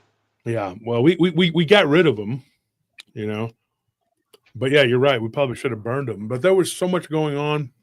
And there was weird stuff happening outside too. and it goes back to the thing about the Connecticut thing. Yes, I do still have the cat, Kathy. Yes, he's a sweet boy. His name is Martis. Martis and Pans are two are cats, and then Honey Butters. And they're good. They're good animals. All of our animals are very well balanced animals. People need to know this, and they need to hear this. You need to pray. You need to plead the blood of Jesus over your animals. The reason that Dogman and Bigfoot and all these creatures kill your animals is because they're not protected. And I do believe you're protected if you really believe in Christ, because the vampire cult people, they told me, they're like, we wouldn't target you. We can't. We're not going to target certain people. Now, they did actually name people by names that they did target and that they did do things too, that were pretending like they were good, holy Christian people. And they were able to do all kinds of stuff to these people. With me, I mean, if they could have killed me, they would have. They would have. There were some close calls I had. I just don't even want to get into it. There was so many things that happened. Somebody tried to run me and Anthony off the road, and it was just it was insane. There was all kinds of weird things happening that just were not coincidences. You go outside, and if you were by yourself, I promise you, if you were by yourself, something would happen. You could be in the front yard. There's neighbors all around, but that neighborhood was always just completely dark because the people who ran the HOA, they were obviously there. To me, they were evil people, and I'm going to tell you why. Because if somebody says, "Hey, your porch light is bothering us," they would give you a violation, make you turn it off. Who the hell wants to live in the dark? Mm-hmm. So the whole neighborhood was just living in absolute fear of this HOA, and you could get this, guys. If you wanted to put up Halloween decorations, you could put up you could make your house be seen from space. Yeah, it was fine. But if you put up more than like a couple, was it 200 lights or some weird number they had of Christmas lights, they would come down on you like the wrath of the devil. And then they had a big old block party for Halloween. They closed it off and everything. But Christmas, nothing.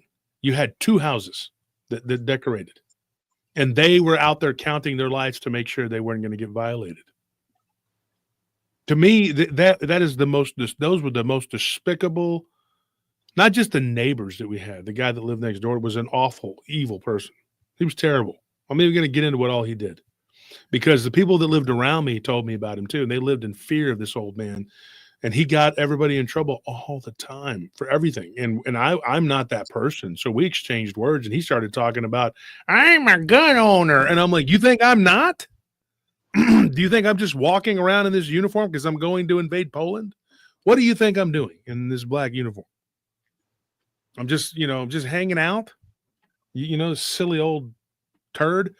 And so when he tried to say some things and threaten me, and I said, well, at least I know who's calling the HOA now. I said, you better not be lurking around out here, you old bastard. And I said that to him. And then he would come outside, and I would run over there to the fence and start taking pictures of him. Then he got scared and told the HOA, this guy's got me afraid. Well, you should be. You should be afraid because you're evil. And he ran over there and was taking pictures of my neighbor's Christmas lights and turning him in. He didn't do that for Halloween. Why do you think that is? Why was everybody so big on Halloween, but everybody hated Christmas there? Yeah, I'll tell you why. Because there was something going on with those people. Yeah. They're evil. And I'm not that big of a conspiracy theorist that I think it's all just a plot. Nah, dude, I could see what was going on. But they all belong to the same coven. Yeah, they knew each other, but they didn't like us. And there was the other neighbors across the street that did the Christmas thing too. They didn't like them either. And then there was these people from Israel that never talked to anybody, hardly ever. And then there were some people from India next to them, and they didn't really talk to anybody. But the people next door, the people next to them, the other on the end of the corner, and then the other two, you know. And then we had this one set of neighbors that moved away. And I only talked to the guy one time, and this is what he told me. He says, "I'm moving out of this neighborhood." He's like, "If you don't own that house," he said, "you should leave." That's all he told me. And I'm like, "Okay, why?" He goes, "That's all I'm going to talk about." I mean, and his wife, or girlfriend, whatever, came out and had her arms crossed. And I heard her like telling him, she was like, "Yeah, you don't need to be talking about that." You know, like, blah, blah, blah, blah. You know, and I'm like, I told my wife, I said, "There's something weird with these people. There is something wrong with these people." The two people behind us were weird. And then another guy moved in, and he was really friendly. He had just moved, but he had just moved there. He didn't realize that he was moving to the Stepford neighborhood. But it was terrible. It was so many bad things that happened to us there, man. And if you were outside one night, I was outside and I heard knocking on the fence, and I'm like, "What is that?" There was nothing there. You heard it, Anthony, one time. And then we heard this weird noise that was some sort of animal that I've never heard of in Texas. And I lived in the country and I've lived everywhere. And Nellie heard it, Anthony heard it, Tony heard it, and there would be a whistle, like somebody was whistling at you. Well, Like we had a a tree in the, Lechusa? I don't know if it was the Lechusa, but like people, like they were whistling back and forth at each other. well, we had a tree in the backyard that had like one of those holes underneath it. Mm-hmm. And like that always creeped me out. Like it was like a hole that big, like right at the base of the tree, and you could see down into it. Like it didn't go straight down. It went down, and then it like kind of kept going at an angle, but you couldn't see. So Like a little fade den. I filled it with rocks. Yeah, fade in. Yeah, exactly. Wow. Yeah. Mhm. And you would hear, we heard when we did the cleanse of the house, folks, I'm telling you the absolute truth, man. We walked outside and I said, "We got to go outside." Nobody followed me, but I went out by myself, but that's a mistake. When you do cleanses, especially, you got to have people with you. And don't try to be a tough guy. Just do what you got to do. And so I said, "We need to do the backyard." So I went out there. Then I ended up by myself and I went down the stairs. We had this big old high deck. And when I got outside, I was rebuking in the name of Christ to get it off of the property. And I heard this like weird, and then it was like laughing, guttural. And then it was like a shriek, like a woman. Very much like a bruja, and I'm sitting there going like, okay. And so I told it, I was like, "Don't come back." And it was in my neighbor's yard. I heard it. Like I saw the fence shaking. And so it was laughing. And I was like, "I don't know what you're laughing for. You just got kicked off the property." And things sort of settled down. And so it was laughing. And I was like, "I don't know what you're laughing for. You just got kicked off. Somebody needs to turn their and things sort of No, it's not on our end. So this thing was laughing and and things settled down, but then there was this other, I don't know, weird stuff that started happening. And that's when I got really sick with the gout. And my doctor, he told me, he's like, "I've never seen anybody have it in 4 different places as severe as you got it." Because That's an attack. that's not correct. And then it would heal one place and then go somewhere else. It would just go from place to place to place. And it went on for 6 weeks to the point where I could barely walk. And it was crippling. It was disabling, but I still managed to do the show. But get this, every Monday after the show, I would get a gout flare up and it would be so bad I couldn't get out of bed. And so by the 3rd Monday, my wife's like, "If it happens again, you just can't do the show." And I said, "Honey, we just came back, And I remember that August we had quit. We had quit like in late July, whatever. So it was like 5 weeks we were gone. We didn't do it. We were done. And when I was getting attacked with that, I just said, "You know what? Abe couldn't get on that night, Abe Seas." So I decided to go on. And then the next day, boy, did they hit me hard. I had the gout so bad. And then the next week, and then the next week, and the next week, and it just kept going. And the shadows were becoming more and more prevalent, and people were starting to have more and more problems. My brother had he fell at work and broke his leg and his ankle and his foot and an elevator shaft at a place where a lot of people claim is haunted. That we're almost done with that account, but a bunch of people have had spiritual attacks in that place, and I didn't realize how bad it was. And I only worked there for a few hours one night, and I heard knocking on the guard shack door. And I got up and I walked around, and I was like, okay, so you're around here somewhere. And I walked around, and you got to realize that when you're doing security and like what what do I call you? Do I call you Import Shark, or what do I call you? You could call me Steve. Steve. Okay, so like Steve, and of course Tony knows, and of course Joe and Dick have been on the show. And Diego, nice to meet you. But so, and of course Tony knows, you're by yourself, doing security, so you got to be real careful. And I'd recommend always praying before. And like the other night, what happened to Anthony when he went up to handle a call? These people, they didn't want to listen to what he said. They decided they were going to try to bully him. And when I got up there, they were pretending to not speak English, so I told them in Spanish, and I said something not so kind. And then they looked at me and they saw that I was serious, I mean, I didn't say anything too, bad or whatever. But I just told them, I was like, you need to get the hell out of here. Basically, if you don't live here, and you don't belong here, go. And so the tables turned real quick from them like trying to surround him and bully him to like trying to, oh, okay, I'm sorry. And I don't like it when people pretend like they can't understand me and they want me to speak another language. Then they are like, oh, okay, now I speak English good. No, okay, because earlier you were trying to play games. And I've even had people say things in other languages too. And then when I say something to them in that language, then they're like, oh crap, okay. And it catches them off guard because they're not used to people being able, I'm not talking about Spanish either, but they're not used to people being able to understand them or speak their language.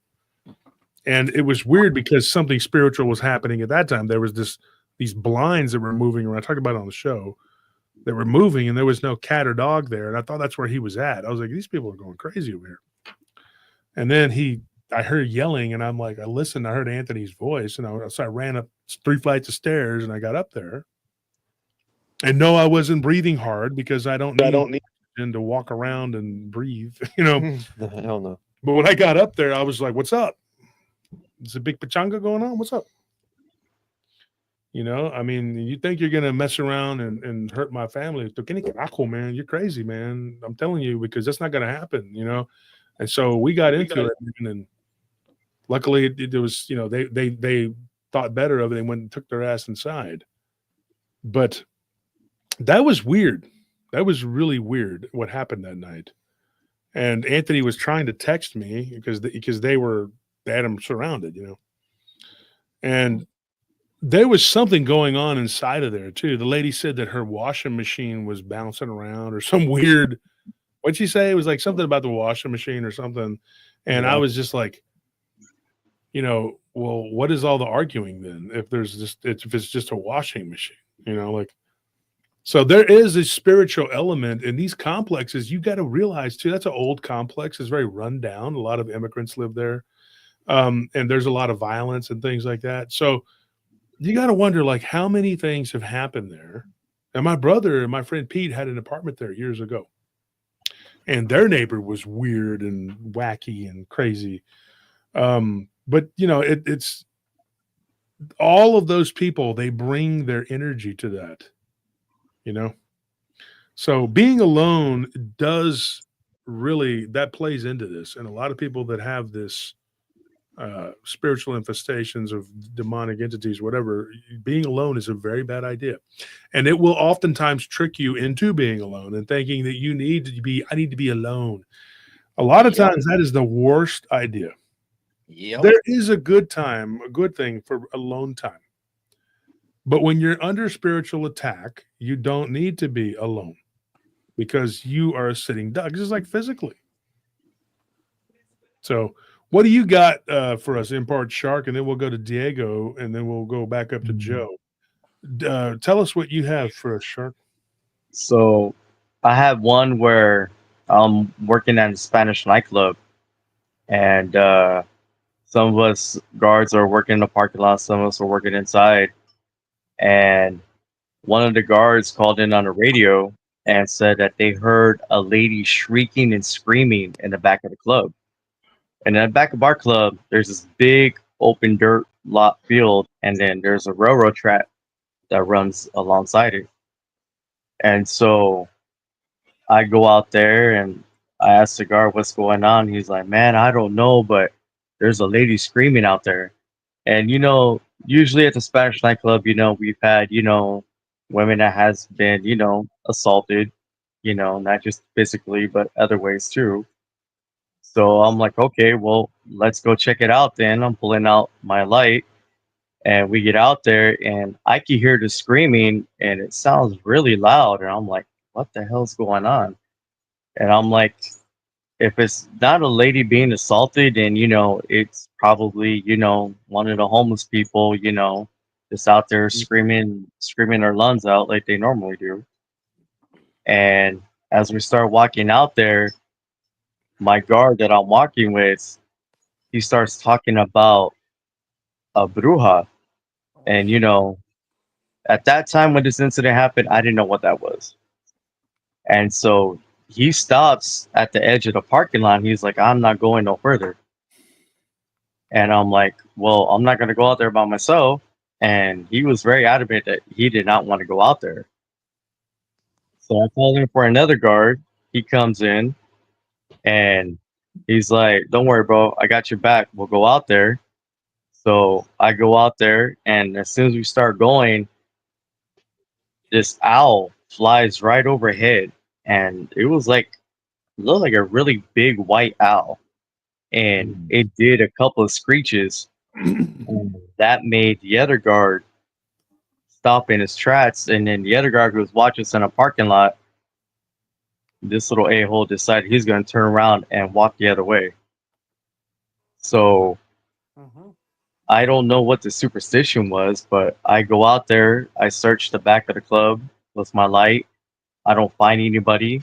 As soon as that owl stops flying overhead, the screaming stopped. Never heard any more of the supposed lady screaming.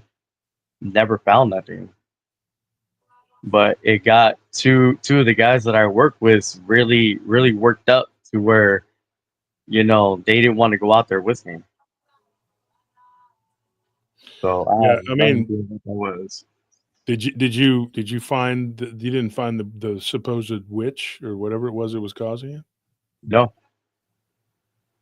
Well, at that point, you just go around to everybody in the club and you're like, "Cállate o serás arrestado, bruja." Arrestados, chingada. Tell them I'm joking.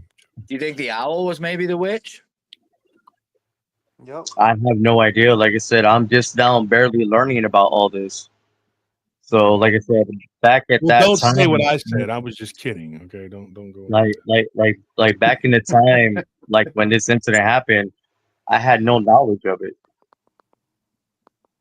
The owl may have been the witch's familiar. Mm-hmm.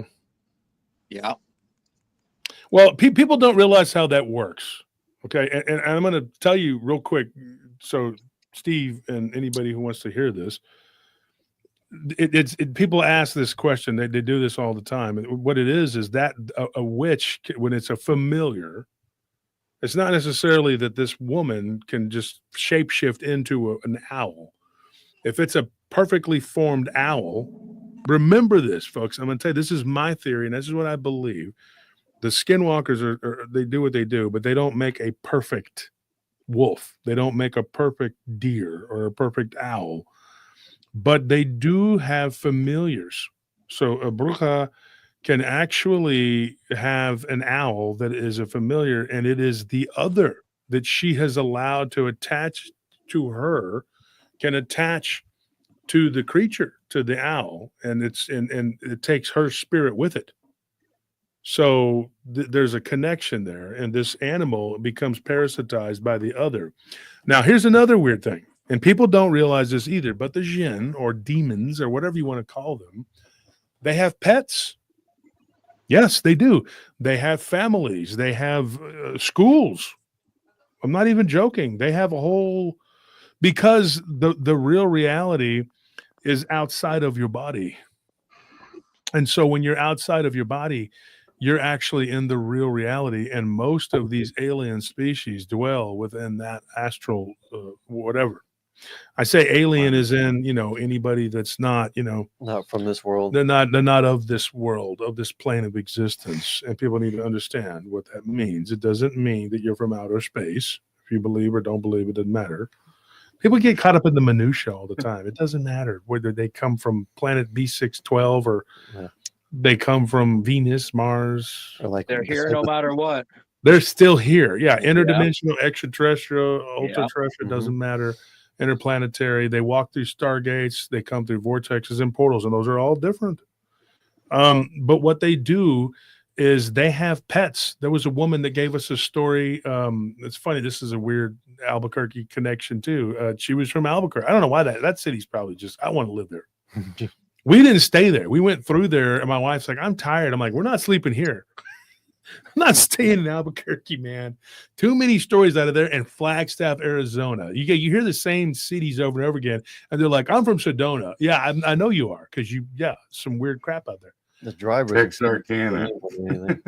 Yeah, you get certain places, and you're just like, you're inundated with the stories from those places. Certain places in Mexico, you never hear about them, and then in other places in Mexico, they're like, yeah, it's all over the place with Juarez. So Hey, Wolf, speaking of owls, an owl you started hooting outside my window right now when Homeboy was telling his story. Really? Yeah. I have an owl problem out here. No my mentiras, house for every real. night. There was an owl right outside of your window like that? Yeah.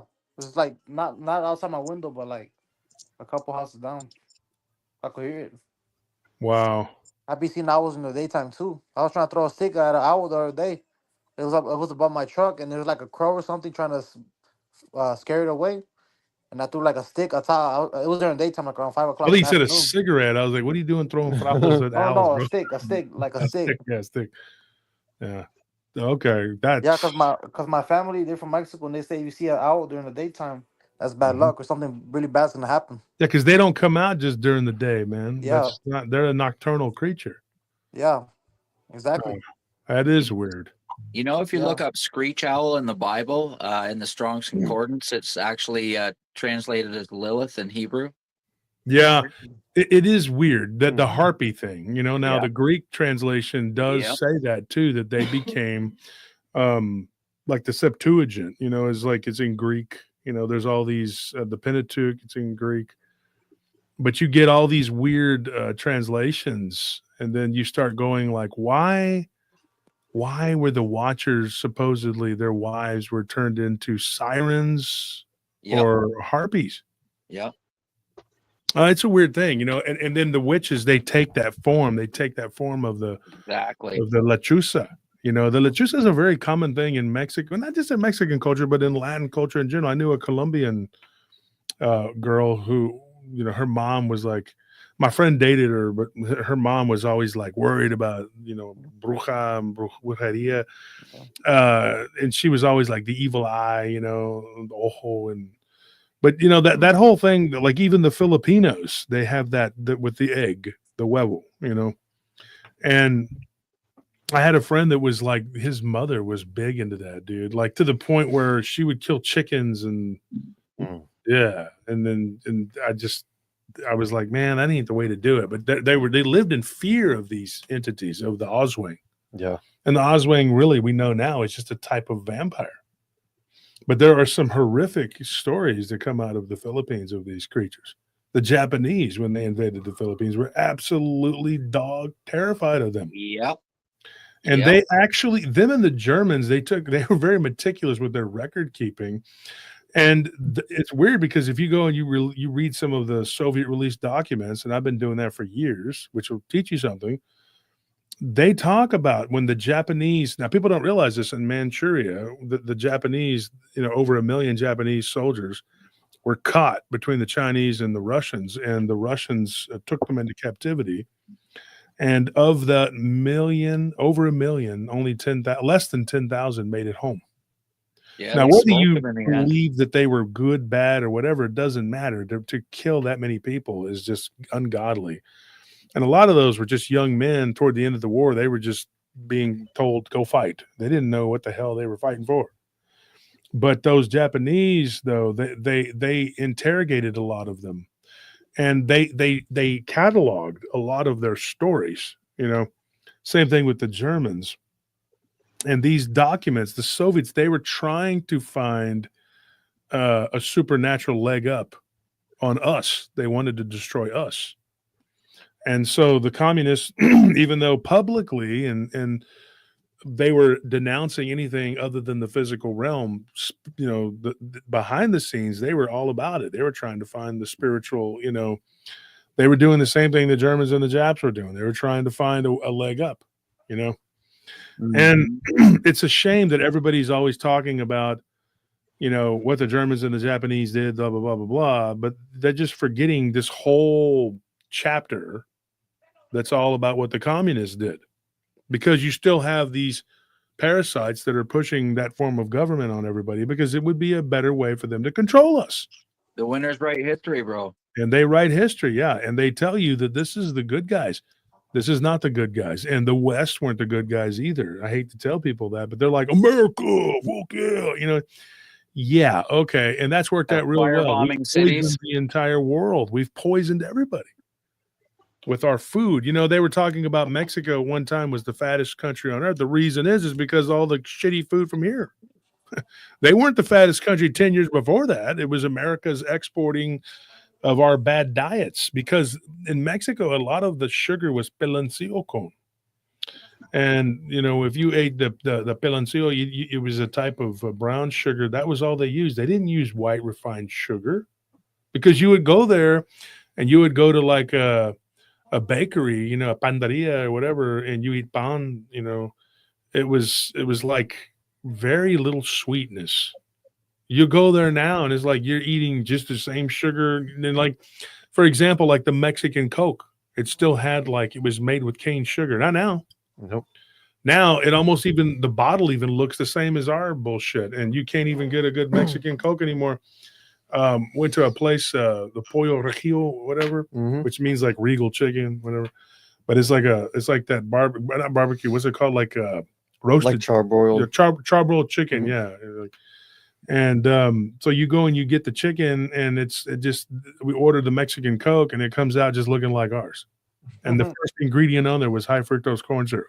Oh no! Yeah. And I gave it back to her. I said, "Señora, I don't want this." And she's like, look, hey, and I said, nah, this is American. This isn't a Mexican Coke.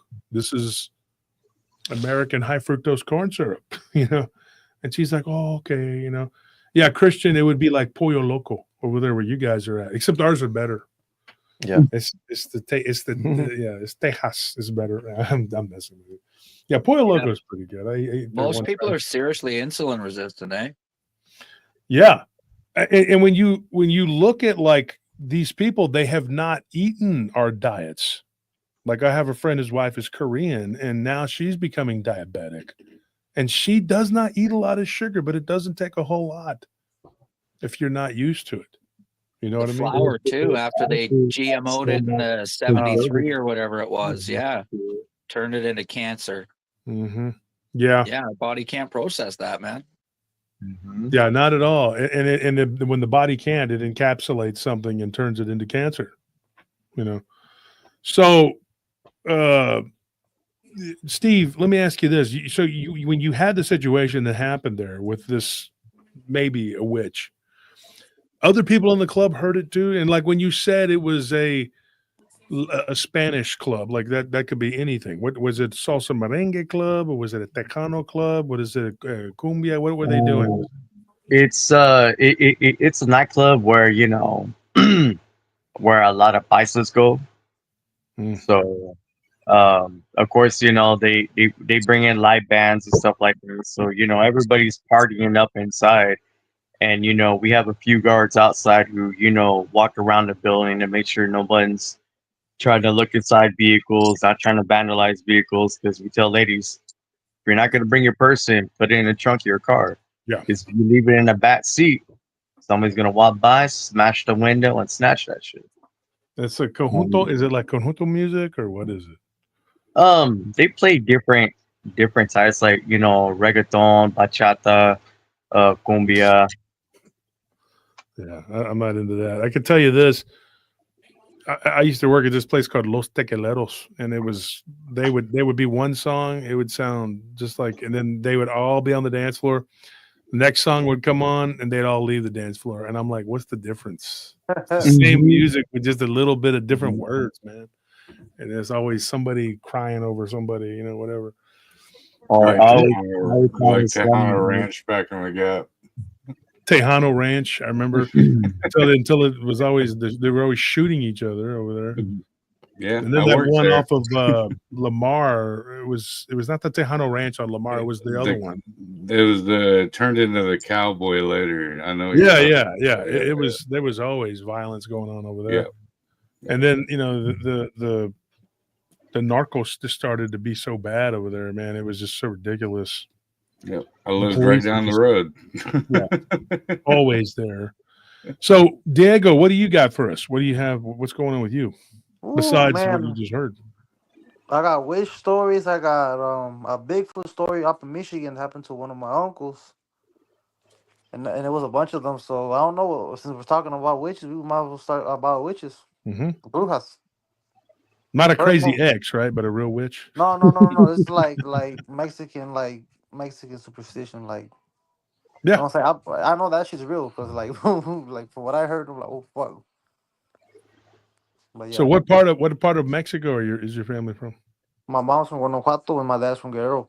Guerrero. I was gonna say Guerrero is a very, very, very deserty, full of stories. Last time I went there was witches. like 2019 New Year's, like right before it was like the pandemic, like right before they shut down the board and everything.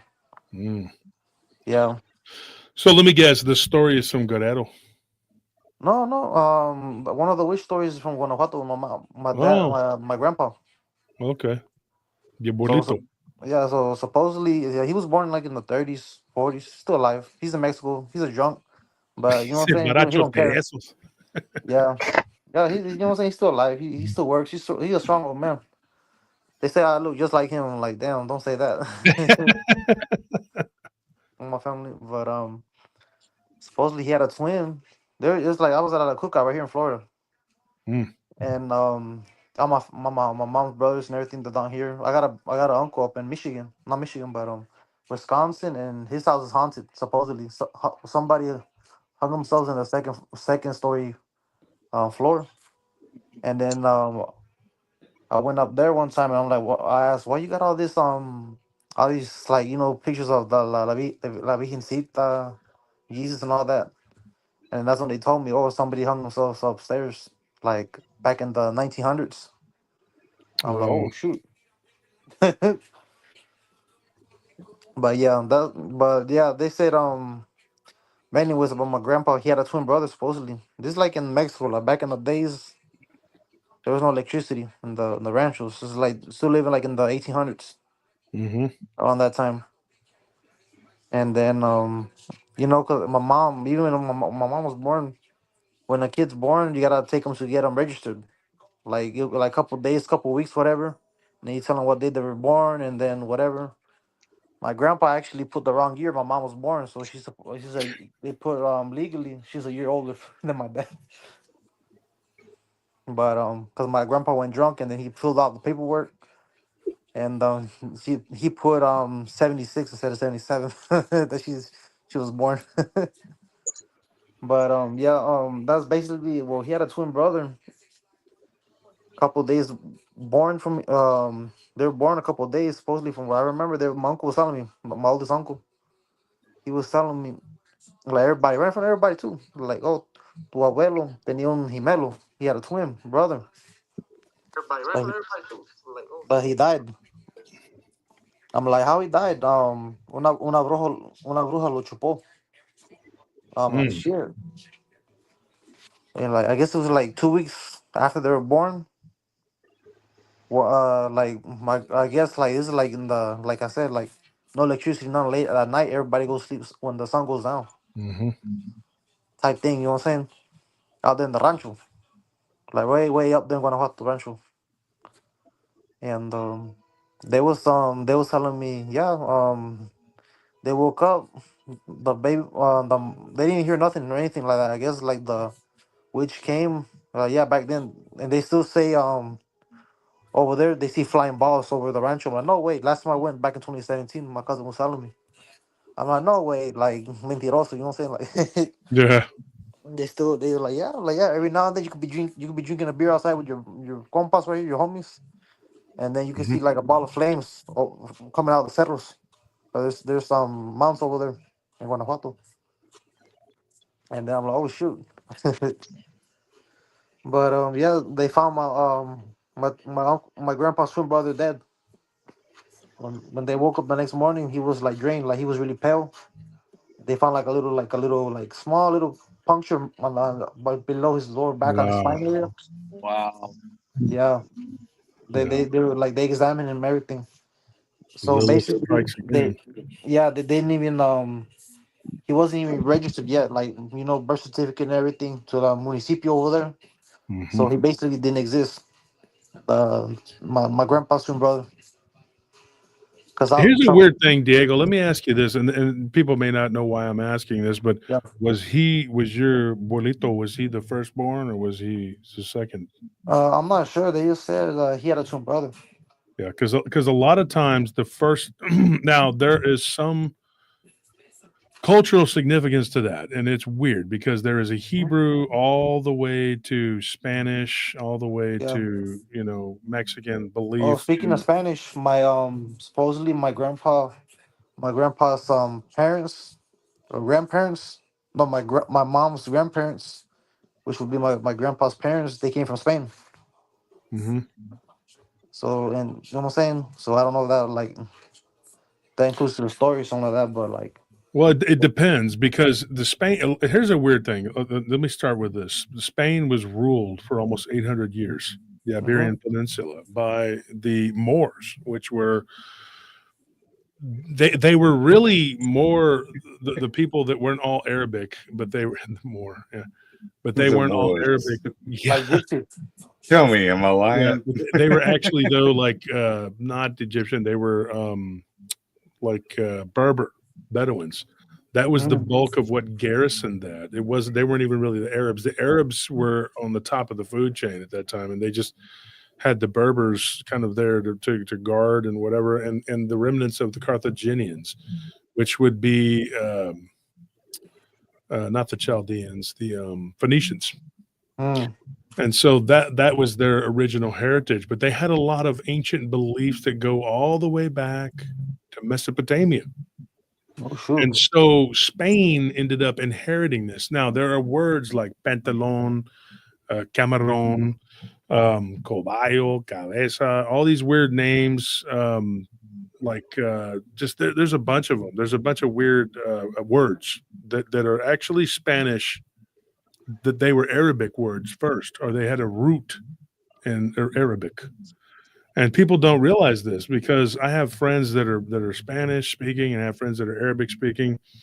And it's funny because both of them, different groups of friends, but they own businesses and they can communicate Yeah. because and it's not hard. They can figure out, like somebody says el hombre. Yeah, these words they became like hombre, that's another one. Um it's just it's weird how there's so many of these root words, and then you mix that Arabic with Latin and you have Spanish. That's literally what it is. Yep. Then you have Portuguese, which is just a little bit different. It's not a whole lot of difference, except there are some differences. When I was in Brazil as a kid with my dad, when he was, I remember like saying some words like baños, like that's not what they call the restroom. Like they didn't. There were some things I was talking to them in Spanish, and they were like, like they didn't really. They didn't translate all the way, and even Spanish doesn't translate to Spanish. Yeah, 'cause Cuban, I have Spanish. Like a Cuban could speak a certain type of yeah. Spanish, be like different from Mexican Spanish. You know what I'm saying? Like Hmm. meaning of words and all that. Yeah. And they talk Yeah. real fast. They roll the R's in a different Oh, way, oh, I and was they in jail. kind of drag it out. Was in jail for like 5 months right here in Tampa. Nothing but Puerto Ricans and Cubans. I done picked You're up in some. Tampa? Yeah, no, not Yeah. Tampa. Like, You're kind of breaking up there, brother. oh no, I got a message from somebody.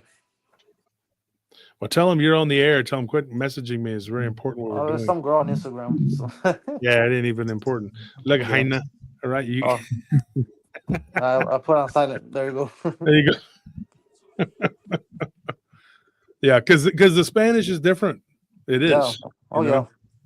And the Cubans, man, they talk like this, man. And then they speak that way.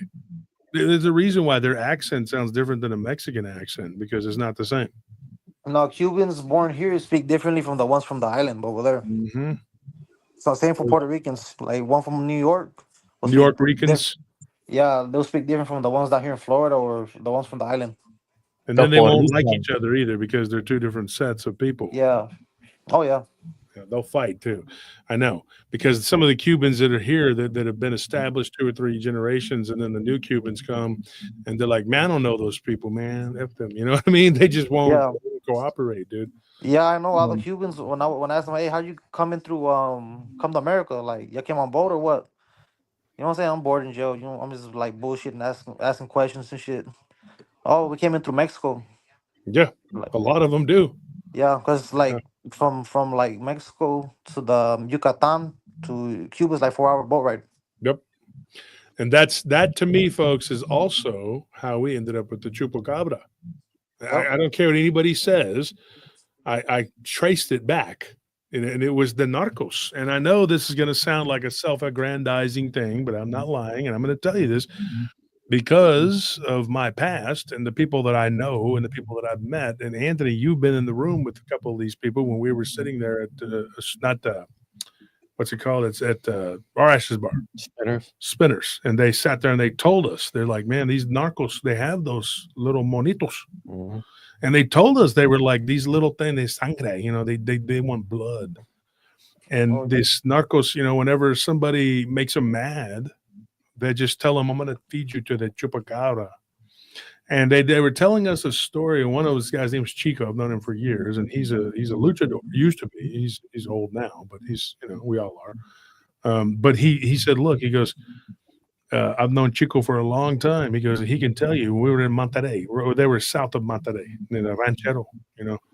And he said, this is narco. He says, you know, hey, man, this guy, he stole from me. And that dude's, I'm going to feed you to the chupacabra. And then dude's like, you know, mentiras, you know, chupacabra, whatever. And the dude didn't believe him. And he says, pinche cuarta, you know, esto coesa, you know, like he's going to shoot him in the head or something. He says, no, I don't need to. I don't need to shoot you. And so they take him to this pit and they walk him over there. And he goes, mira, aquí, you see that? And the dude looks down and he's like, sees this creature jumping up and down, trying to get to him. It looks like it's part dog, part reptile.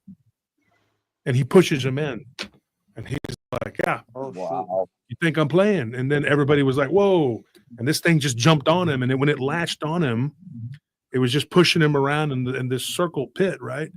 And next thing you know, the dude was just kicking, and then he was gone. And this blood, this thing just started getting, you could see the blood going over this thing's back into its ribs. Oh shoot. And it was like a blood dog-like thing. Just, and it was crazy, you know. And they asked those guys, they're like, where did they get that, man? He said, the Puerto Ricans, you know, the Puerto Ricans, they got them for the Cubans, got them from the Puerto Ricans, and then they sold them to the Mexican narcos when they bring the cocaine, when they bring it over. I believe that. Yeah. And I've been Yeah. hearing this for a long time. And I talked to some of these narcos, and they would tell me, they're like, look, man, no mentira, for real. This is a chupacabra. It's a real thing, man. We're at the border or right there in South Yeah, Florida? no, they would get them in the Yucatan where you're talking about. Oh, okay. Yeah. Yeah, because it's bad. I heard it's really bad out there. There's skinwalker stories of skinwalkers yeah. picking up migrants crossing the border at night. Yeah. Yeah, Yeah, didn't they have footage of a bunch of werewolves chasing people near the border there a couple of years Yeah, ago? but you don't know. I mean, that's the thing. You don't know if it's real or what. We got one recently that was, what was it? Oh, if you go to my Facebook and you look, you'll see this guy. He's talking about the Berenstein Bears, and he walks into a room, and the name changes. Then he walks back out, and the name changes back, and you're going like, "What is that?" Yeah. And it's so hard to tell though what's real and what's not. I mean, there's like so much going on. Dude, Yeah.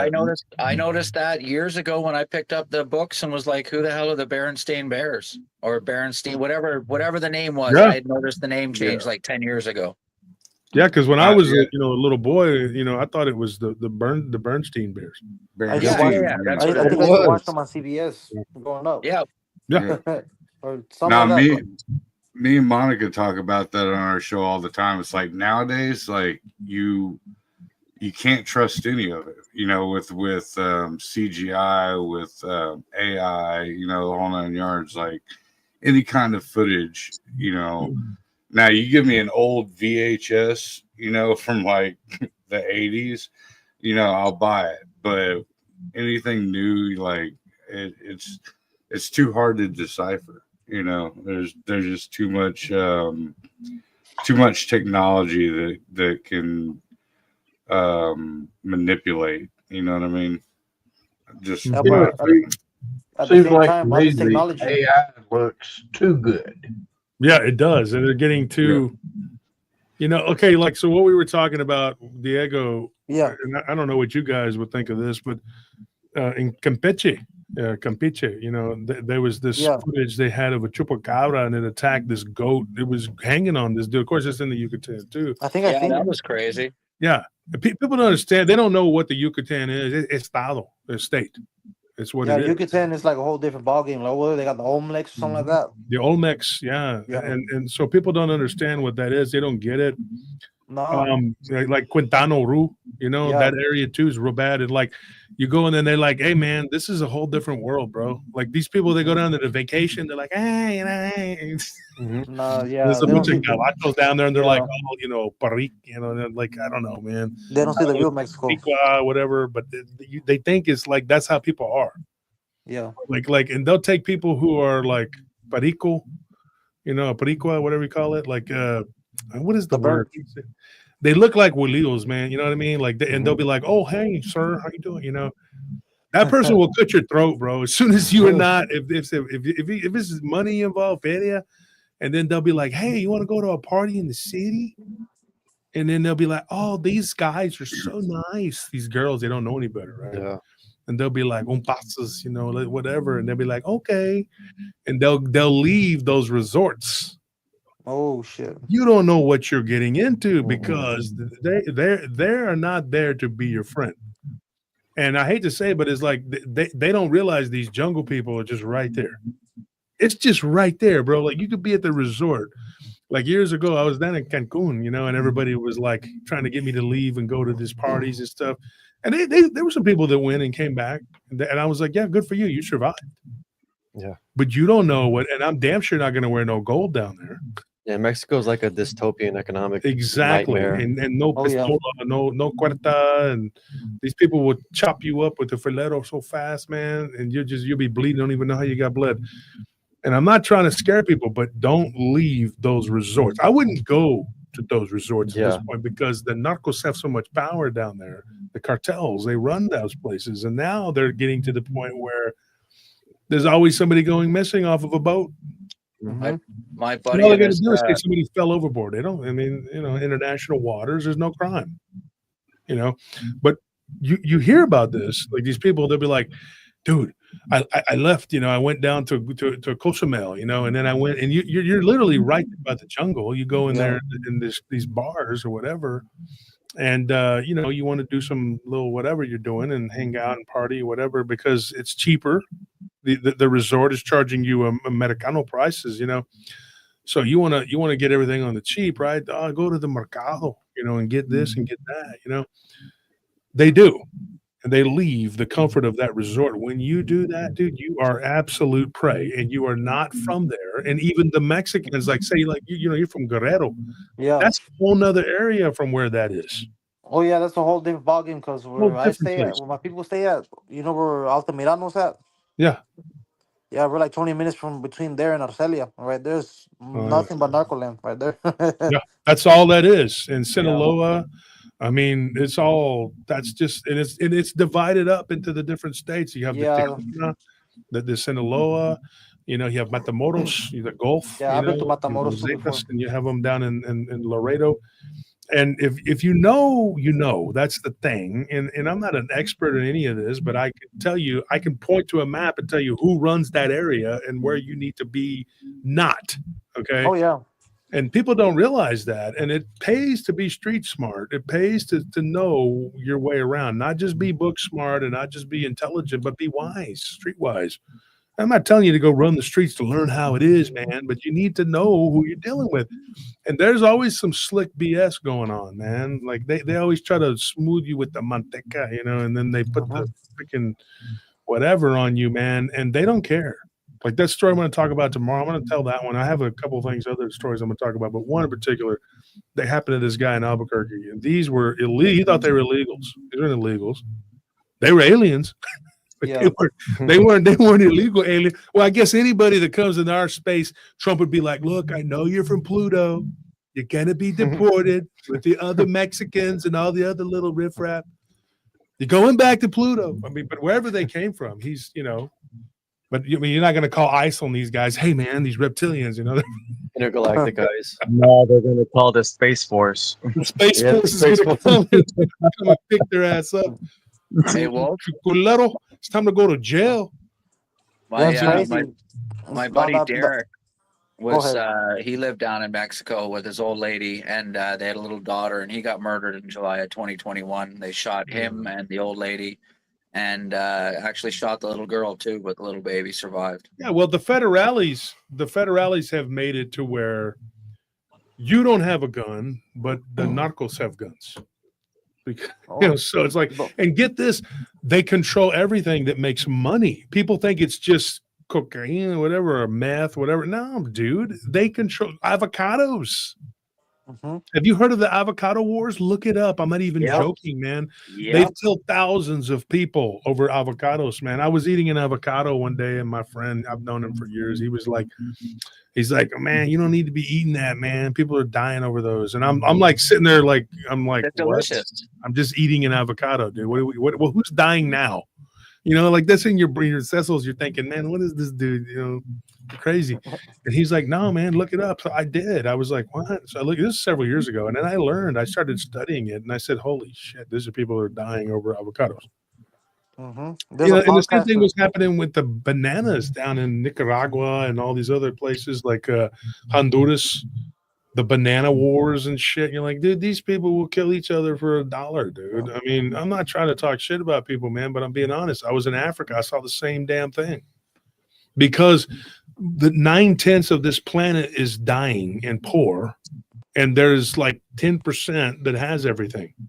And it's not as simple as just saying, oh, it's a bunch of white people. That's not the case, you know, because it's not, there are people in charge of all these principalities. And I'm telling you, 110%, they are controlled, like Jesus says, by demonic forces. They are absolutely in charge, and they're in charge because of that. And Hey, Saul Wolf. Man says Michoacan. Yeah, Michoacan's another one. Yeah.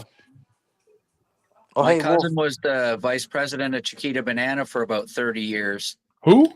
My cousin. Oh, your cousin was? Yeah, and lucky he she didn't told get us all smoked. kinds of interesting stories about the wars that were down there going on over the fruits.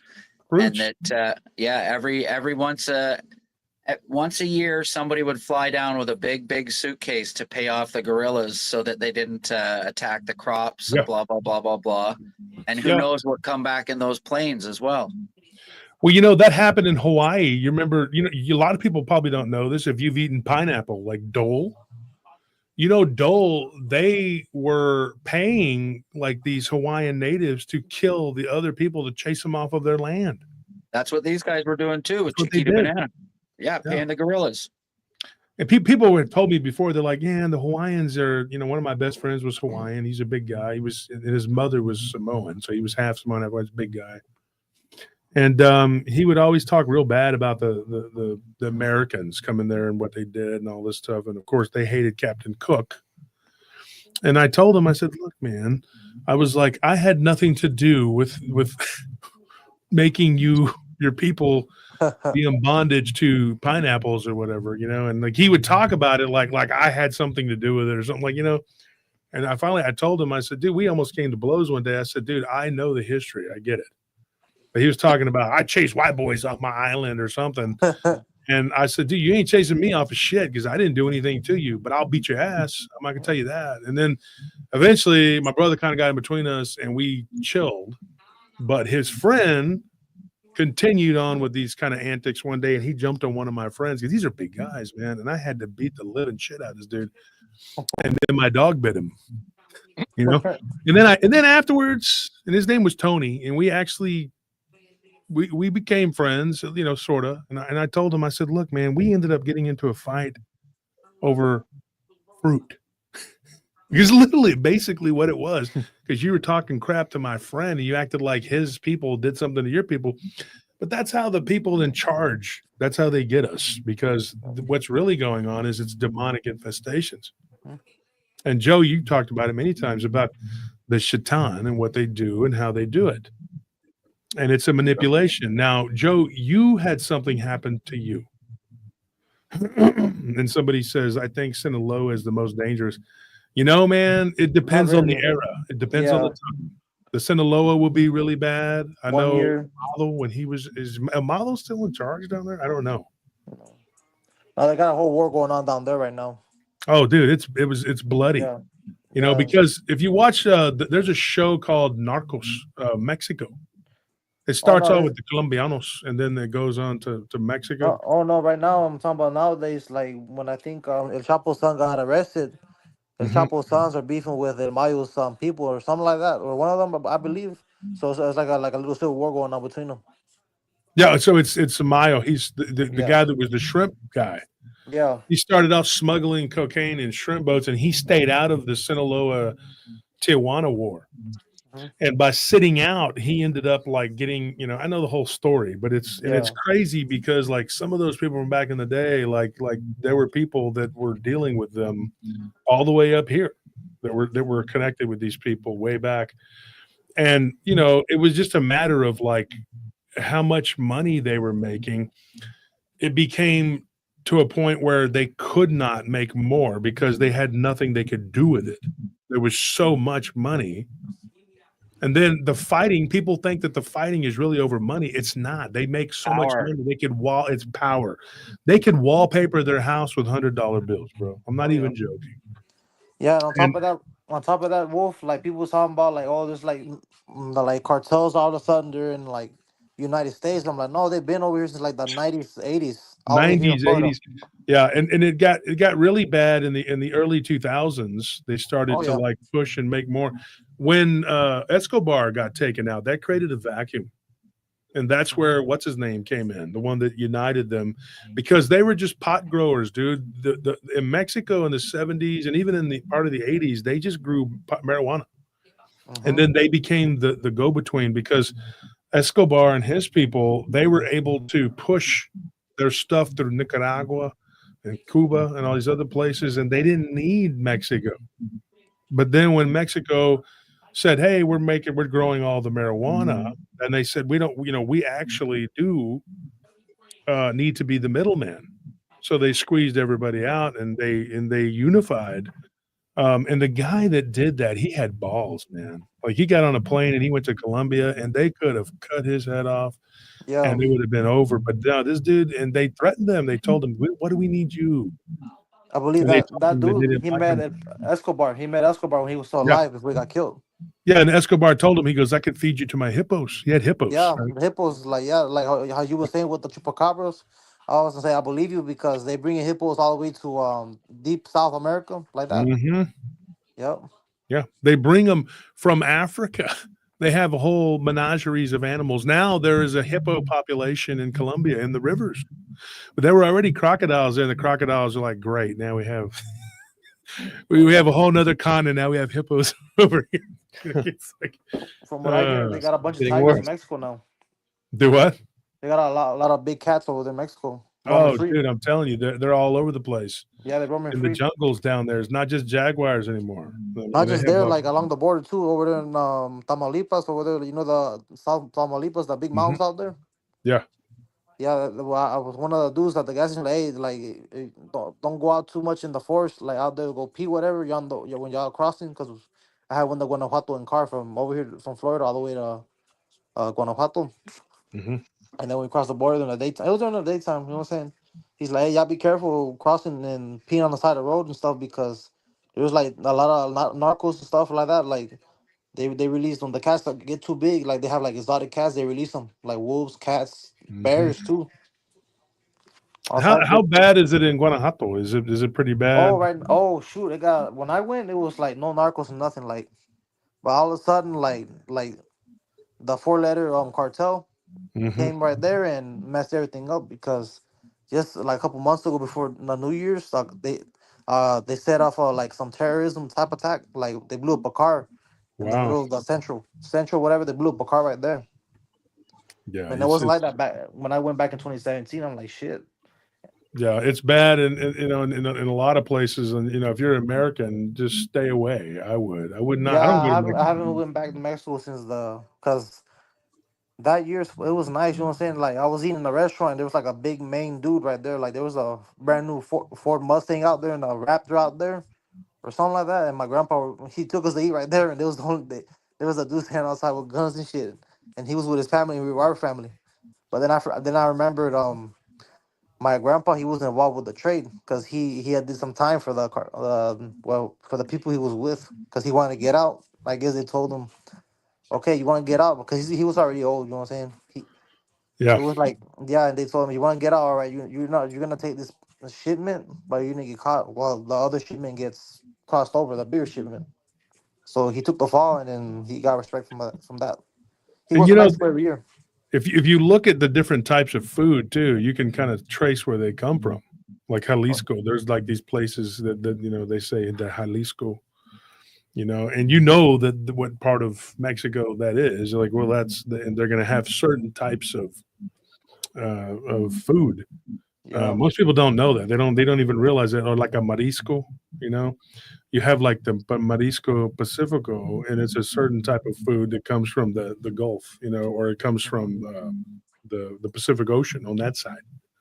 yeah, And Baja, Baja. A lot of Californians, though, they think of everything as Baja, whatever. But that's that one strip, that peninsula. It's a whole nother world there. oh yeah, And Tijuana is just a. It's always been bad, really bad. I yeah, went there years ago when I was in California, and I don't recommend anybody going and because the cartels are very strong, and oh yeah. everything broke down. When the original guy went over, what was the guy's name? I forgot his name. The guy that went, the original dude. Ariano, something like that. Yeah, No, no, that's not his name. What is it? It's I don't know. Let me find it. he's the one that they were selling marijuana and then they ended up selling cocaine. Oh, Yeah. what's his name? Rafa, Caro Ye- Quintero, or no? Was it Yeah. Rafa? Yeah. Yeah, it was Rafa. Yeah, okay, yeah. But he was the one that went down there to Colombia originally, and I mean, it's and then you see, you can trace like the different types of food, to these different places. Like I know that in California, they have like these like pescal, these different types of fish and all this different stuff, and then you go further into the interior, and you're not eating that. Felix Felix, Gallardo. Yeah, Felix, Yeah. was him too. yeah. Here in Florida, there's a lot of Mexicans, believe it or not. Here in Well, yeah, Central I believe Florida. it. I mean, because it's really not that far. They Yeah. can go, Yeah, from Guerrero, Guanajuato, Oaxaca, all types of places, Matamoros over there, a bunch. Oh man, Just Oaxaca's got so many creepy stories, dude. yeah, Hidalgo, all that. But I haven't met nobody from Sinaloa over here. That's like over there, like California. I They all haven't stay out either. there. I've ran into in California. I did, but I didn't. And Yeah. then there Hidalgo in my hometown. There's this legend called the Hidalgo dogs. Oh, and my These. my dad's part of Mexico. They call this I don't know if anybody in the chat knows about this. They call it Nana Culasa, some woman. Mhm. that steals kids. On they wander out too much in the wilderness.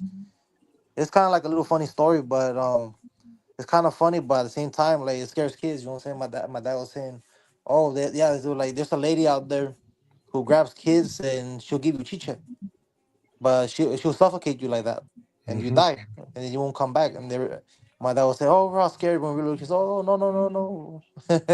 But then when they got older, oh no, no, let's go find it. Let's go find it. Where's she at? Well, everybody everybody wants the leche. Yeah. But that's what they have the teta. You don't need that. You're like, hey, we're gonna raise our kids on the teta so they don't run No, around. over there in Mexico, my dad's part, like growing up, like it's over there. Like there's none of that. It's like all natural. Like you know what I'm saying. Like breastfeeding. You know what I'm saying. Like Mhm. not like that. Like over here. That's what everybody's because that's another way they get you, man. Like they have everybody on the teta, and it's like, dude, it's not natural, man. You're not supposed to be. And then they prove that children that do that, they're not as close to their parent. Let me explain what that is. That's a bottle. Yeah. I'm over here. We're talking like they don't even. Yeah. A lot of people don't speak Spanish, so They let's might just not know the colloquialisms. guys start talking like this, okay? Knock this Mexican shit off right now. I'm not joking. We're not gonna have it on my show. I'm not joking. Okay. Better hit the Don't SAP talk like button. this. Half my family talks like this, and like, ah, damn it. And then the other half's like, hey, what are you? Andale, andale, afuera. That would be one of my aunts. Go play outside. Yeah. Everything was going outside. Go afuera. Yeah, go outside. Don't come inside. You bring the flies in. No AC. You're hot. I'm hot. Why am I so hot? Stop going in and out. That pendejo, you put too much gel on your cabeza. That's why you Yeah. know. There's another That's Bruja why it's story right here burning in your Florida. eyes. Like it's sweat.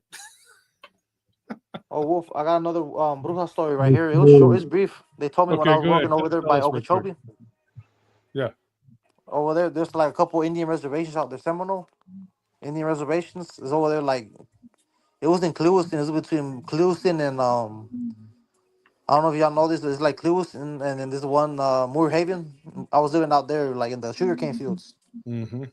when I was working out there in the shutdown welding. I'm a welder. And they one of our coworkers like, oh, out there, I espantan. I'm like, why you say that? Ahí hay brujas. Pasan a veces la noche. Like witches will come at night sometimes out there in that little village you stay at. Did they say what they looked like?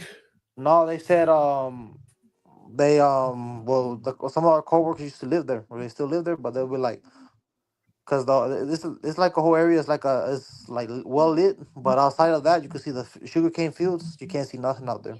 It's right next to cause Okeechobee has like a big it's like a big hill that goes all the way around it. I guess they call it like a dam or something like that. So like if a hurricane hits, the water won't flood the whole cities nearby. You know what I'm saying? Mhm. Levy. It's a levee. There we go.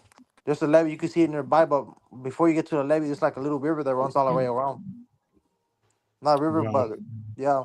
And they said they could hear like Llorona out there, and then but most of the time they'll be like, yeah, there be brujas coming every now and then, but they stay outside of the sugar canes, and we're talking sugar canes like size like 8 feet tall, and miles of sugar cane. So I'm like, oh shoot. And they said there'd be you gotta be careful out there because if you go, I used to go fishing back there, and my dad told me like, hey, be careful because one of our coworkers said I forgot his name, but he said he saw a bobcat out there. Be careful. And I'm like, okay. He's like, if you go out there, go fish, take your gun with you. I got a gun, so you know what I'm saying. I'm of age, so like, all right, go ahead. I'm like, make sure you take your gun with you because like you never know what's out there. And I've heard of the cadejo, the black dog. You know. Yeah, I mean, Go- there's you more know. bruja stories over here because some people I know they do brujeria and all that over here in Florida. So like, you know what I'm saying, like some crazy shit out here. So Tony, you've been on because somebody just asked what the other guest stories were. Dick's been on the show multiple times. Dick, you and I need to record. Okay. And also, if you guys have stories you want to tell, I'm helping out a television show that's coming out in History Channel. And if anybody has a really good story you want to tell, it's cryptid based or whatever, they're open to whatever. So you could get your show on television if you want. And so Diego, you've told some stories. So let me go back to you, Steve. What do you have? Is there anything else you have? I got a lot of, ghost stories, from my patrols here around my house, or not necessarily my house, but like the neighborhood that I live in. I had one where I'm relaxing at home, and I was actually watching one of your shows. I was trying to play catch up, and every now and then when I get bored, I'll listen to the police scanner, and I have a canal that runs behind my house. Ooh. And one night, I had just paused your episode so I could go to the restroom, and on my way back to the room, I just heard this loud ass scream, and it was enough that all the dogs in the neighborhood on both sides of the canal were going off and barking. And out of nowhere, I hear over the scanner that a couple of people had called in to 911 reporting a lady screaming in the canal. So law enforcement comes out, and I have officers walking up and down the canals with their lights on. The ghetto bird was flying over. They must have been out there for like 20, 30 minutes, and they cover about like a 2-mile radius of up and down this canal, and they never found nothing. But it seems like every now and then, like especially like when the moon's out and it's full, like you'll just hear like this blood curdling scream that just like raises the hair on the back of your Dude, neck. you just raised my hair up when you said that, and just Doesn't this- saying that made me feel Doesn't the weird. screaming lady go over the water? Oh, that's La Llorona, but I mean, Okay. there's screaming women that do it all the time. They're from Mexico too, and they just go, ah, yeah. I'm joking. No llores. Hey, Wolf, we got streaming women sometimes out here in Florida, but they're considered tweakers out here. Out in the middle of the night, and that's true. They be. I have a video of a dude tweaking out. One of my homeboys that passed away, rest in peace. He recorded him, and he was like walking over there in Bartow, Florida, and he was like screaming like I'm like, oh shoot, what the hell? And then he had called the police, and the ambulance came and got him and helped him. Jeez. Well, there's a lot of tweakers just about everywhere. I have a friend of mine who he's living up in Boise, and I thought that was just like the most beautiful city I'd been in a long time a few years ago when I was there. And he was like, nah, dude, there's an area that's full of tweakers. You just go up there, and they're all white people. I mean, they're just just walking around like I said, like Eddie from Iron Maiden, dude. They're just like, zombies. Sad, man. I'm in small town Canada, bro, and there's tweakers up in the bush just over here. Oh yeah, British Columbia. I had a friend who used to drive up to British Columbia. Vancouver was the worst. Vancouver, dude. yeah, and Vancouver was just worst. overrun, dude. It was overrun. It is. Yeah, and a lot of the native population there is just got ate up with it, dude. The drugs just ate them up. That's crazy, man. Man, it's a port city, right? So they're bringing all the drugs in. Yeah, the port cities. Like, okay, so I had a friend of mine. I'm going to do this show too. So you guys check this out. Whenever we have a friend who's native. He's full blooded. I've known him for years. He survived cancer. Me and my brother used to work with him, and he was always talking about. He was from Vancouver, Washington. Okay, but it's weird. Because there's a Vancouver, Canada. Yeah. So he moved from Vancouver, Canada to Vancouver, Washington. And he was always talking about the drugs and everything. But he says, dude, Seattle, this is what he said. And he said Seattle was completely overrun with vampires. That's what I was just going to ask you. Isn't it vampires in Seattle? Because I heard that too when I lived out in BC, bro. When I lived in Vancouver, they said that. Yeah. British Columbia. And so one of my friends back in the day, and this is not me now, but he used to bring heavy marijuana down. And they would take 2 vehicles and they would just, trucks, and they would just stuff it full of, and they worked with the triads. You know who the triads are? The Pacific Rim Asian gangs. And they would pull alongside the road, like in Oregon or Northern California. They'd meet them, and they would exchange. They would do the exchange, and they would just throw the stuff on the side of the road, dude. Like they'd get out 3 a.m, just hook it, throw it, and then they would throw it in their trucks, and then and it was like, it's crazy, dude, the way they did it. But it was effective.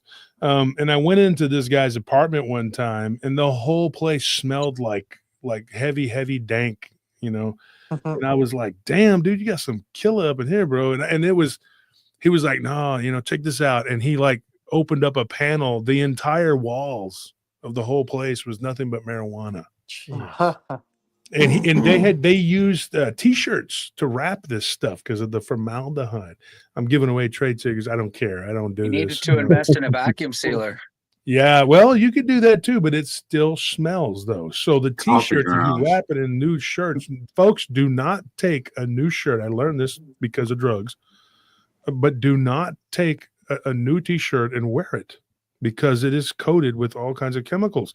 So those chemicals would throw off the dogs. And so one of them got pulled over, and they even had it in their tires, everything. It was bad, and a tire blew. And so they were out and they were changing it, and the police came, and these, they were like, the huda, So the police came and they started questioning him, and then they said, put him up, whatever. Luckily, they had just moved a bunch of it out of that vehicle to them, luckily. And the police dog just sniffed and was, but they still had they had the stuff. Some of it was like, just enough. It was considered personal, but it was like 10 pounds, which is still a lot. But you could vacuum seal 10 pounds, if it's, it's, you can still get a lot out of it.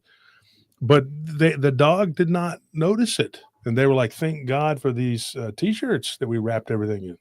I'm not even joking. And it's like an arms race. They become more and more inventive, more creative on how to smuggle things, I remember one time because my friend knocked out a cab driver in Mexico. Stupid. We were at Boys Town, which is a terrible place to go. And I was like super paranoid of like diseases and stuff. So I just hung out and ate fajitas. And I mean, the girls were pretty, but I'm like, I don't know where this girl's. I don't, what, dude, I'm good, man. So a couple of us were just like, nah, dude. And my friends were messing around, doing all kinds of stuff. And one of them, he called this cab driver to, he said, hey, you can take us back to the city, whatever. And he's like, yeah. So we get in the cab. I'm not going to mention who this guy is. Anthony knows him. He's a big Italian guy. He's like, hey, you said it was going to be $10. Why are you trying to charge us 15? And this cab driver says, nah, más dinero. And he's like, it's just late, and he's trying to bullshit him. And he tells him all this crap. And he goes, don't be talking in Spanish. I don't understand it. And so I was trying to diffuse the situation. I'm in the front seat, and I said, hey, man, it's a misunderstanding. He's baracho, whatever. He goes, no, man. No, I'm not drunk, man. This guy's trying to rip us off, man. And he kind of pops the guy in the head like that, And I said, oh, God. I said, dude, this guy's going to call the federales, dude. And they're going to come and they're going to take all our money, bro. And so I turned around and I said, baboso, shut up, man. Cállate la boca, baboso. Why are you doing this, dude? This is stupid. Cab driver gets out and goes, nah, I call it federales. That's the worst mistake he made because he voiced what he was going to do. So my friend gets out of the cab and was like, bam. And this dude's like, he's 6'3", just built like a brick shithouse. This Italian dude from Brooklyn. And he just, and he just hits that dude. And that dude just falls like splat on the ground. And his cell phone goes flying. My one friend that was with us, he's a Lipan Apache. He gets out and he's like, man, that was a big mistake, bro. Now we're in trouble. So he goes and he grabs the guy's cell phone, breaks it and throws it. And he's like, and I was like, well, what do we do now? What do we do now? This is really good, right? And so Scorpion, we're standing there and he's like, well, we got to steal the cab. So one crime becomes another. So this guy starts to kind of roll over. He's starting to get up, like he wasn't dead or anything. And my friend was like, gonna hit him again. And I said, no, dude. I said, you're gonna kill this nasty dude, man. This dude, his breath smells so bad, dude. It smells like tequila and ass. I said, man, this Quilero's he's hurt, don't mess with this dude, man. So we got, Yeah, I how got the in the cab. combination. And my friend's like, well, I'll drive. And so my friend Loki drove the cab. And Loki, he's been on the show. He's a crazy bastard. And yeah, Scorpio said they listen. Yeah, they listened to you. We did listen to you. We took the cab. So I said, look, we're just going to drive it because he can't get his phone, and he's about a mile away from Boys Town. So he's gonna have to walk. So I'm timing it. I'm like, we got enough time. We'll get back to the plaza, And so we get there, and there's like a pharmacy right there, late, right? It's like whatever. And the guy was coming out of the pharmacy, and he sees us driving this cab. And so he obviously knows this guy. And I had been in that pharmacy to buy the pharmaceuticals, Obviously. Yeah, obviously. Nothing bad, just antibiotics, right? And so I see this dude, and I'm kind of waving. I'm like, this guy knows this isn't our cab, okay? And I said, look, we're gonna have to walk by these soldados, real fast. And so my friend, who thinks he's being clever, is talking in Spanish to me, our plan. And I said, hey, Baracho, we're in Mexico, okay? Speak English, stupid ass, because they can hear everything we're saying. And you're telling them, you're like in Spanish, like, hello, this isn't Austin, So then I just said, follow my lead. So we started walking. There's a true story, dude. And we got to these federales, and I had been there so many times, they kind of knew me. And they were like, hey, and I was like, hey, patron. I started kind of bullshitting with them, and and I said, don't shoot, I was kind of playing, trying to hustle, trying to hustle my way through. And they were like, oh, okay, all right, amigo, and we were walking by, and you're talking to Laredo, aren't you? Do what? No, Laredo. It wasn't. So we were walking. I'm not going to tell you where we were at. We were walking across, and then we got about halfway, and I heard, and they whistled. And then they were telling me, like, hey, I was like, I'm not going back, bro. No, I just took off running, dude. And we all took off running because we had, whooped that dude's ass. I didn't. My friend did. And I guess that either the pharmacy guy, who I had given $50 to just give me some time, and he was like, okay, so maybe he didn't do it, but that guy probably found one of his friends, one of his friends, and they probably called the federales. So they had these dogs. They were Belgian Malinois. I know I used to train them, and they're fast. And they just went, and they told us they had the bullhorn, and they were like, come back, or we're going to let these dogs go.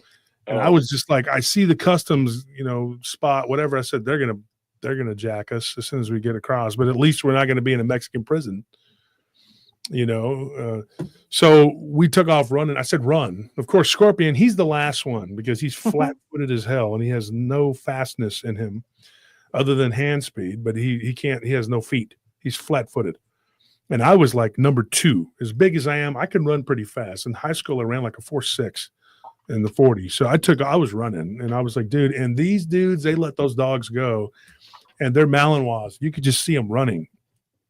And we got right across the border, and those customs agents came out, and they were just right there. They grabbed us immediately and just threw us on the ground.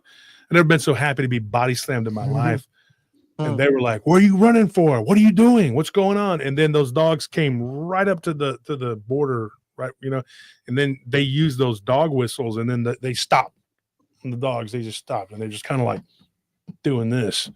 And then they turned around and they went back.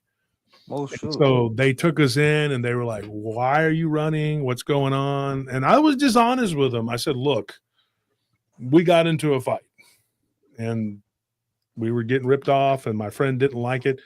And man, they strip searched us. They knew we didn't have nothing, but they just wanted to stick their hands up our ass and just, they were just, and they kept us there, and they just kept asking us questions. Was this a drug deal gone bad? And I'm like, dude, do you see anything on us at all? Even if it is a drug deal gone bad, we have nothing on us. What is this?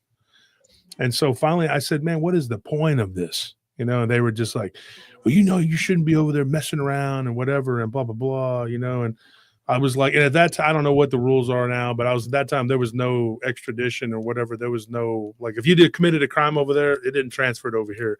And I said, what does it matter? Whatever we did, I'm never coming back. So don't worry. And they were like, yeah, you better not. And I'm like, okay, well, good. See ya. And they let us go, and we had to walk down to the hotel, and we were going to stay the night there at the border town. I said, no, we're not. And so I made everybody pack up their stuff, and I was mad as hell at my friend, dude. And we kind of got into it, me and him. Well, we did get into it. And so I made him drive. I said, you're driving us back. I don't give a shit, dude. He's like, well, I've been drinking. I said, well, sober up because I'm drunk too. And we're not staying here. And so we get down to the checkpoint, and those guys, I guess, had already been radioed by the good folks at customs, and they pulled us over, and I'll never forget this redneck. He's like, all right, you boys, he's gonna get up out that Jeep, and we're gonna do it. We're gonna take our jabs, you know. And I'm like, oh my God, these people are not gonna stop. They're not gonna leave us alone. And so yeah, they pretty much, you know, just put us through the ringer, and we managed to get back to, and we got to San Antonio, and I had some friends there, and they took my credit cards. I had 3 credit cards on me and cash, and they all disappeared. So I had to call and cancel them. Don't know who did it, which ones, if it was the customs or the whatever, because I didn't even look. And so they gave us, you know, like we had very little money. So I stopped in San Antonio. I told my friends, hey, we're going to be coming into San Antonio. We had a lot of friends there. Can we stay at your place? And I'll never forget, I woke up the next day, and something was squirting me in the face. And I'm like, what is that? And there's this little kid, and he's like spraying me with a water gun. He's like, bang, bang, bang, bang. And, you know, his dad was like, hey, you know, quit doing that, you know, whatever. And he was just a little, you know, little boy, little no niño, you know, and he asked me, he goes, so what happened to y'all in Mexico, Holmes? I said, man, I said, dude, my boy smacked some cab driver, dude, and we ended up having to run back like mojados trying to get back across the border, man. And so it was bad, man, because we did stupid things, you know. It was in your 20s, you do stupid shit, and that's what we did. But yeah, Mexico, I will never go back. I have too many loose ends down there. I'm not going back. But yeah, that's a problem. Yeah, And Mexico's so gotten bad. it's gotten real bad, dude. And Yeah. then now you got everybody who's trying to you know, they're They're- getting paid. Everybody's getting paid. Everybody's on the tape. No, nobody's even where my dad's from and my mom's from. They're not even getting paid. They're getting picked up against their will. Yeah. Like kids like from the ages 14 to like 25. Oh, I'm 20. talking about these people over here, though. Everybody's getting paid by them. Yeah, they're getting all the money's over here. Over there in Mexico, one of the cartel bosses, like it's one of my dad's uncles. He got deported. He was trying to join. He's like, where all the money's at? It's over there in the United States. Now right here, you're not making nothing over there. Is where all the money's at. And the drug trade is propping it up. And I'm telling you, like you look at the president, El Presidente down there, Scheinbaum. She's a Jewish lady. Good old Mexican name, eh? Yeah, right. Good old Mexican name, Scheinbaum. You know. Yeah. There was a lady that was talking in their Senate or whatever, and she had this chart, and she was talking about how she's a liar and she's working with the cartels and blah blah blah blah blah. And I was like, well, yeah, she wouldn't have got elected if she wasn't. You know, who the hell's, you know, because they have all the money and they have all the power, and so it's real, you know, it's real appealing to people. So Scheinbaum is now the president. This woman, she's just a Jewish woman. I don't know how the heck she's, you know, running whatever. But what's really messed up, though, it's from top to bottom. Like everybody's getting paid. And so they are not going to relinquish anything anytime soon. And it's going to be bad, and it's going to get worse. I've had friends that did time in Mexican prisons, and it ain't fun. And the federales are basically just an armed wing that does whatever, whoever for the highest bidder. Because, you know, that's how I ended up never going back to Mexico, because the federales tried to kill me. And so I got betrayed. And I was down there hanging out in Laredo, and they came and were like, hey. And my friend that owned a restaurant came in. He told me, he's like, hey, patron, the police are here. And I'm, you know, we're there playing cards. And I'm like, so? Like, did they not get paid, or what's their problem? You know? And they're like, I see this 50 cal on this, you know, Jeep. And I'm like, okay, something's wrong here. And I look, and they're running up in there with soldiers. And I'm like, we went out the back, and I had to go across This is a different city. I had to go across, and cross the border. Yeah, that was real cute. Luckily, I knew a coyote that could get me in, and he just said, "Follow me." And we ended up hanging out at a soccer dugout for like an hour. So that's a whole nother story. But yeah, I learned my lesson. I just said, you know what? Too much trouble down there in Mexico. Oh. You could get into a lot of trouble real fast. And I know a ton of people down there. And I love Mexico, but I just can't go back because, and then not really, it's not because of the narcos. I don't have a problem with them. I have a problem with the freaking federales down there. Like I was wanted down there. So, but anyway, it doesn't transfer to up here because that was a long time ago. Good old statute of limitations, eh? Yeah. Well, good thing I haven't committed crimes in 2020. It's almost 20 years. It'll be in about a year. I haven't committed a crime other than a speeding ticket. That's awesome, bro. God bless you. Hell yeah. It's a changing your life. I had a narco tell me one time, he said he was, in trouble. He had turned himself in, whatever. And he said, dude, he goes, the people that get in trouble with us are the people that are doing the dirt. He's like, the best way to not have problems with us is to not be involved in the dirt. And that's something I live by. I'm like, you could still get caught in the crossfire. I posted a video of this woman in Chicago. She got murdered by these gangbangers in Chicago. She was protecting her baby. And of course, they didn't shoot the guy they were trying to kill. They shot this poor woman, this mother of a 2-year-old. And it was in Chicago. But my point is, you're less likely to get killed if you're not around that element. You might get killed in the crossfire, probably not, but it's very rare. It could happen. But the best way is just to not be involved in it and not be doing shit. And then you're not going to be targeted. That's as simple as that.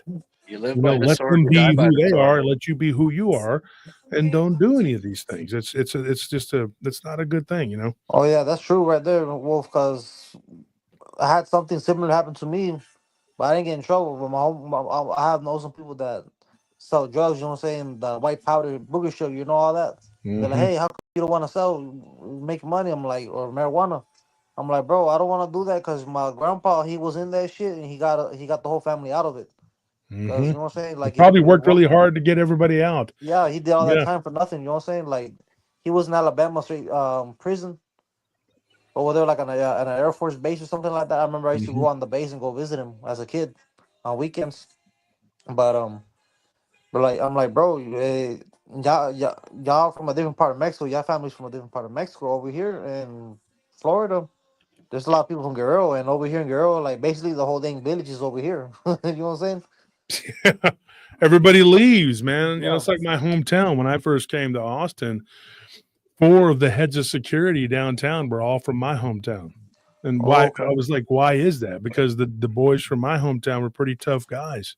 Yeah. Pretty big, pretty rowdy and tough, A couple of Hispanic guys, a couple of black dudes, a couple of white dudes. It ran the gamut, but everybody was pretty damn tough. And I played ball with those guys. We boxed, we wrestled. They were tough guys.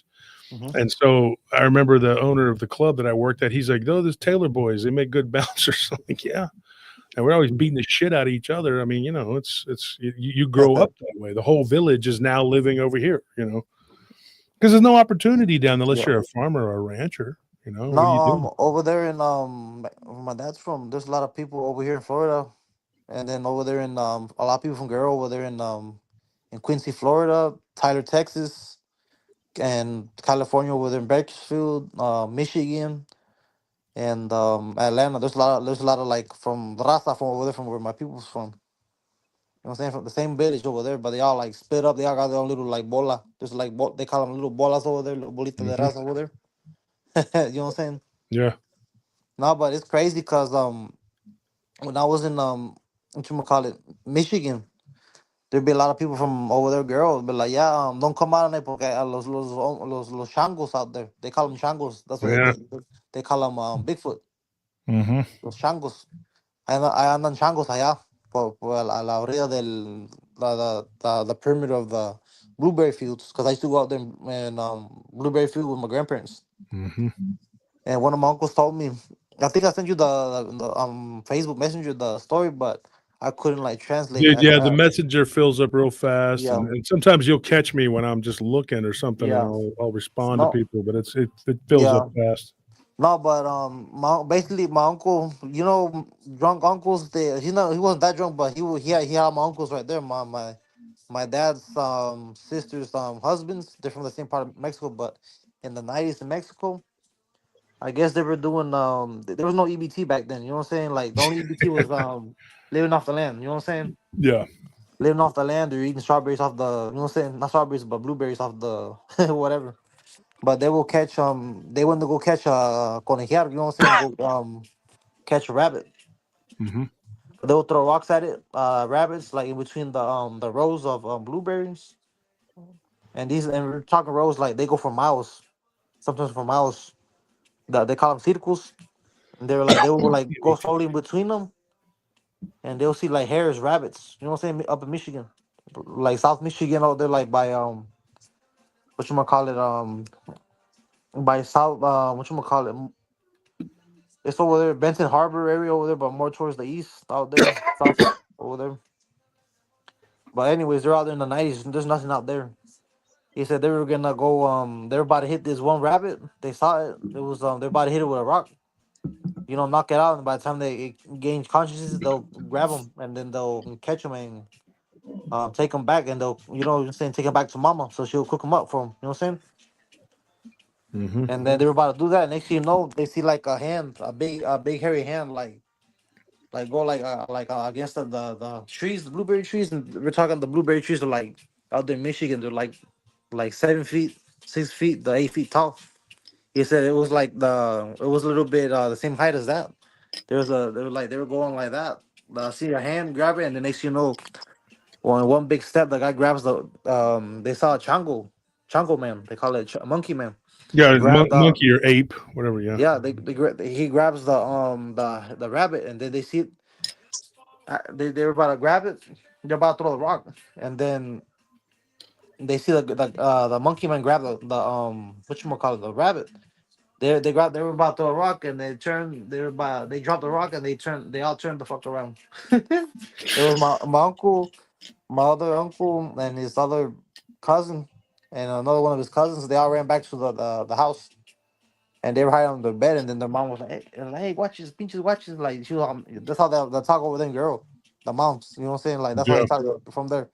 Like, like curse words, and then, hey, pinches, watch this, get in the meal. And nobody want to come out what you call it, the under the bed. So it's like a Manos Paludos type thing, like hairy hand.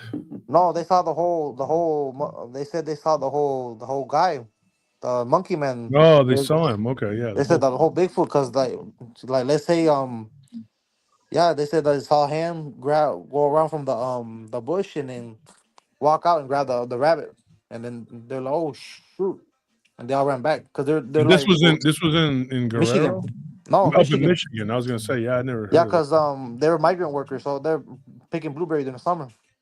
Wow. When I was on a cherry farm up in Oregon for a summer, well, part of the summer, there were a lot of migrants that were working up there, and they would tell stories of the Bigfoot that they would see. Yeah.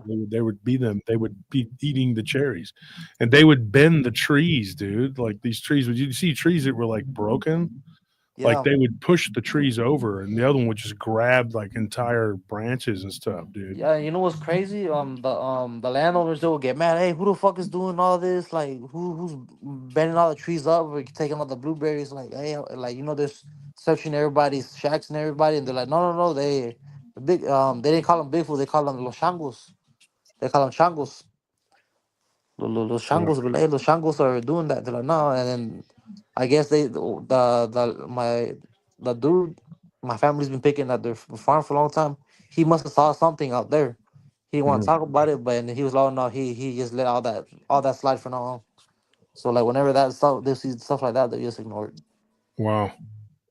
So Yeah, what do you 'cause- got, Paranormal Oz? What do you got going on tonight? So you going? Can you hear? Yeah, we can hear you.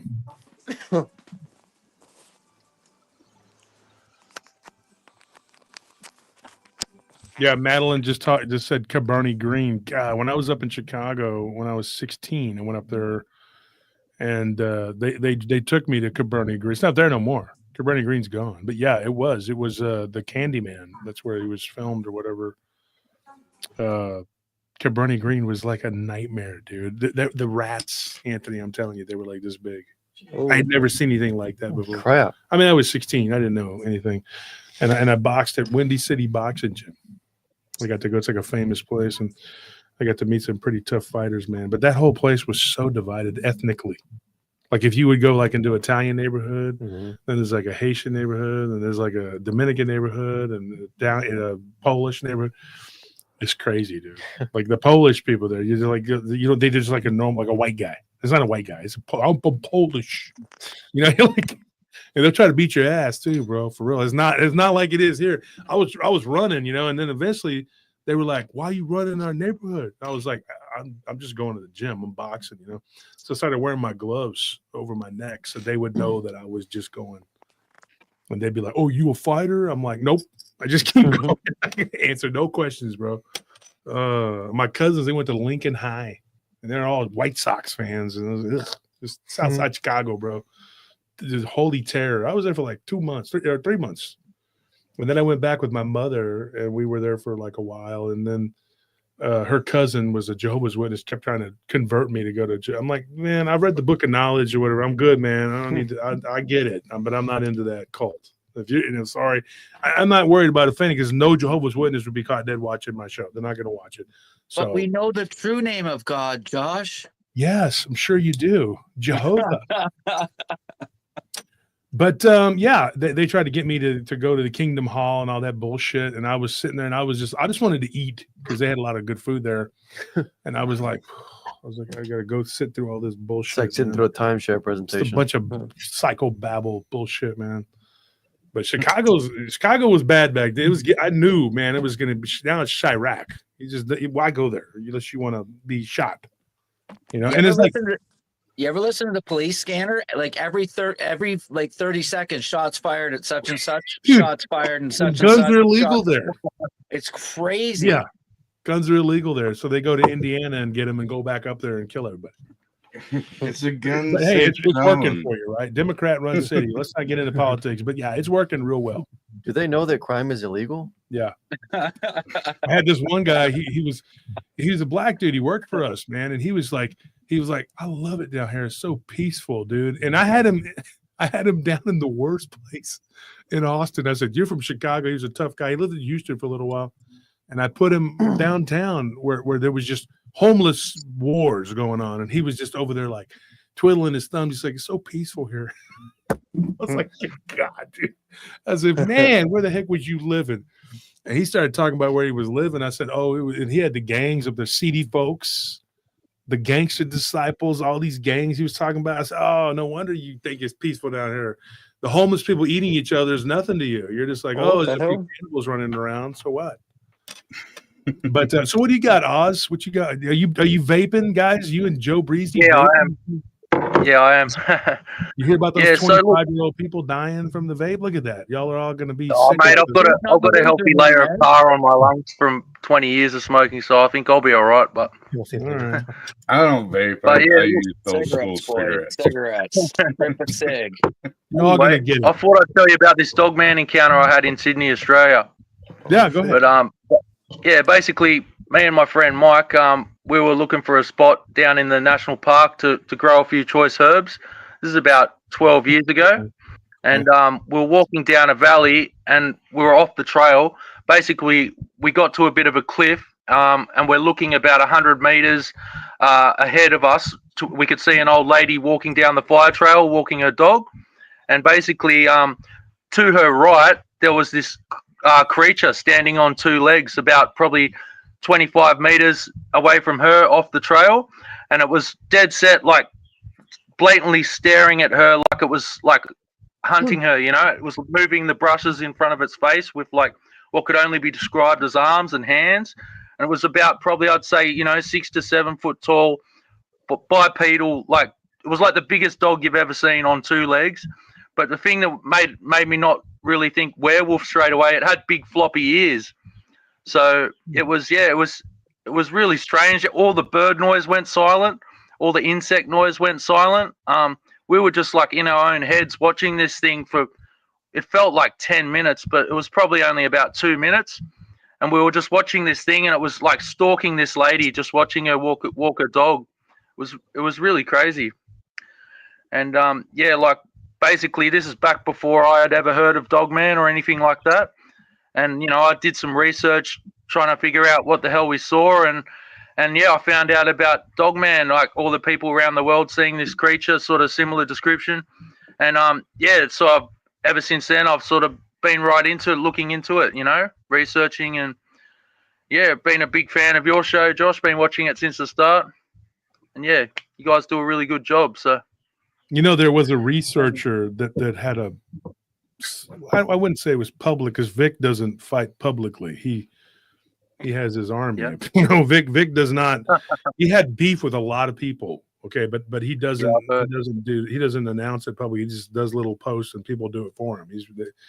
Yeah. Which is smart, you know. But He's skilled in the art of war. Yeah. he is. But he knows how to make people, you know, whatever. But he had this guy that was a researcher in Australia, and he went after this witness that we had interviewed. And she was like, you know, here in Australia, people say there's no Dogman, but I've seen it, you know. And this guy was like, no, there's not. It's only Yowie. He's no god. It's not but Bigfoot. It's just an evolutionary creature. He was a slobbering turd, but he was convinced of it. And then him and Vic got into it because Vic defended that girl, but said, well, she's a witness, and she came on the show, on his show, and told the story.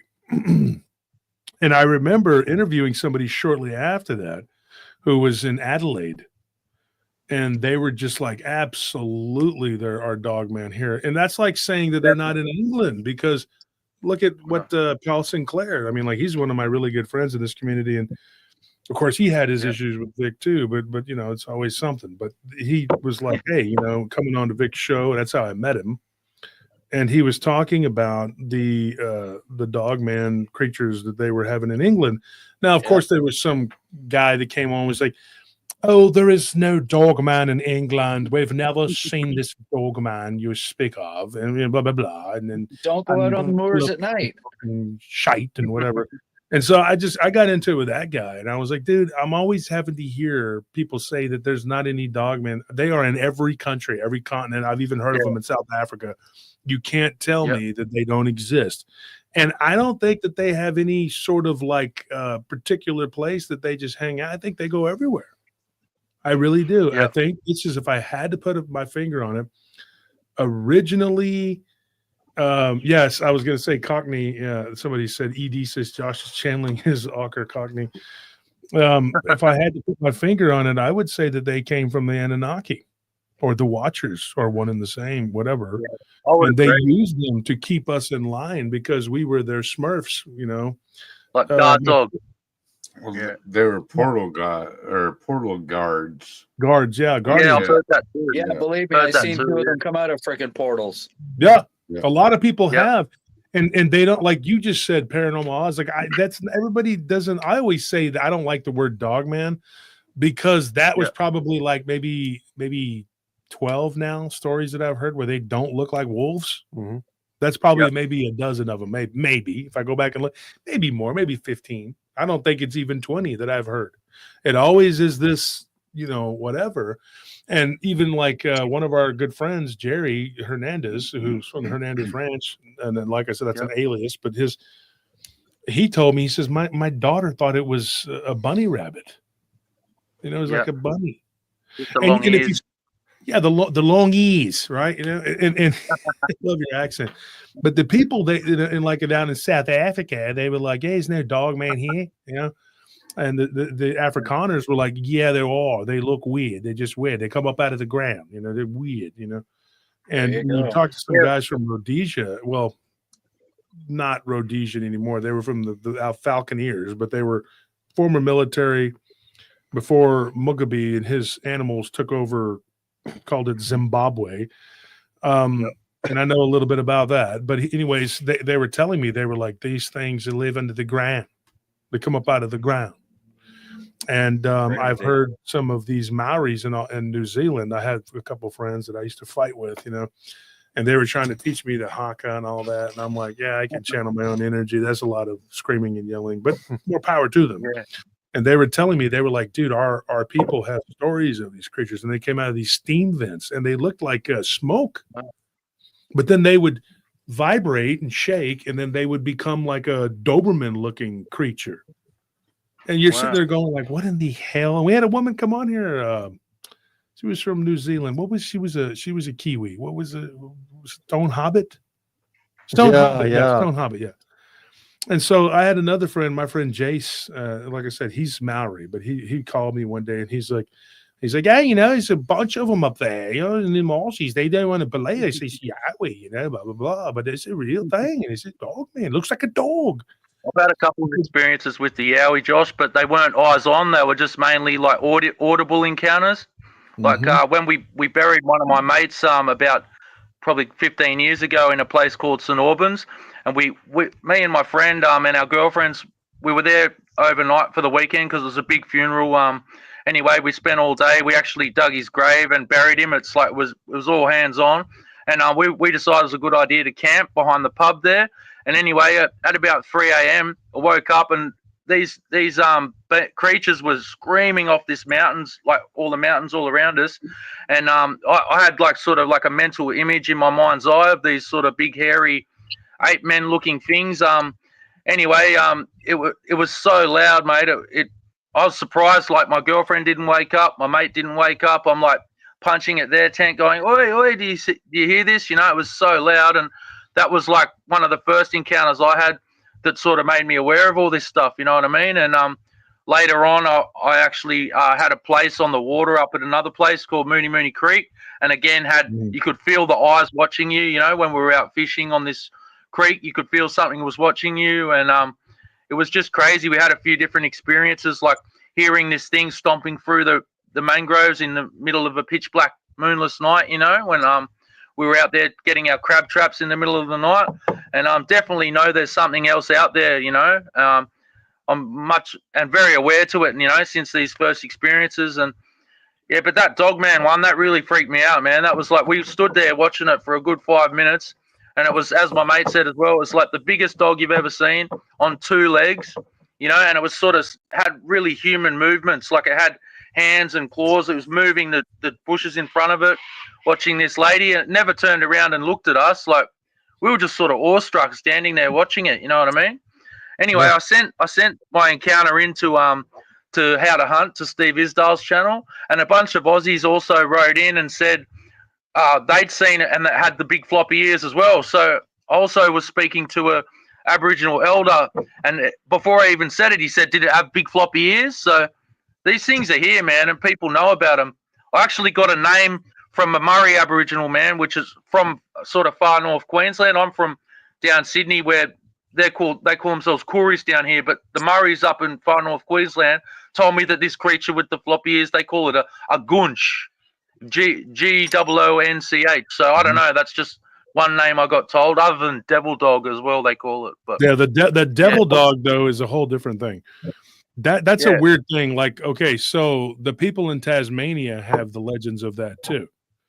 And I've wondered this too. If you looked at a map, like New Zealand is not just like right up against Australia. There's like a huge gulf there. But I would hazard to guess that there's probably a connection all the way from the inner part of Australia. Quit playing with this before I make too much noise. Cool. And I think that they could be connected underground. Yep. And I've thought that before, because in Tasmania they have these. It's now the Tasmanian devil is the largest predator there, but there was the Tasmanian tiger, and there was an upright creature that looked like that. Right. I mean, don't all the pictures of the cynocephaly have the big floppy ears too from back in the day? Some do, yeah. Yeah, some do, true. but not all. Yeah. I mean, they had some in the island of Sri Lanka. Sri Lanka, yeah, but I'm talking about in Greece. Right? Sri Lanka. What is it called? Crete, in the Isle of Crete. Now, Crete was known for the bullman, the Minotaur, and that's where the story of Torgamir comes from. Torgamir was the supposed evil, the head of the Minotaurs or whatever, and they came from within the earth. You know, so you have all these inner earth beings and creatures and whatever. But hey, guys, I gotta go because I gotta go do my job. It's midnight, folks, and then I turn into a pumpkin. do my freaking job. All right. All right, Wolf. I got more Thanks for having stories, us but on, that'll be for guys. next time. Yeah, and if Yeah. more people would donate and help out, I wouldn't have to do this crap. Start giving me money so I can just do this shit. And if What's I wrong win with the you lottery, I'll throw you a little something. people? You throw me a little something. I get a $10 check, bro. Come on, man. What's up with that? Oh yeah. I said a little something.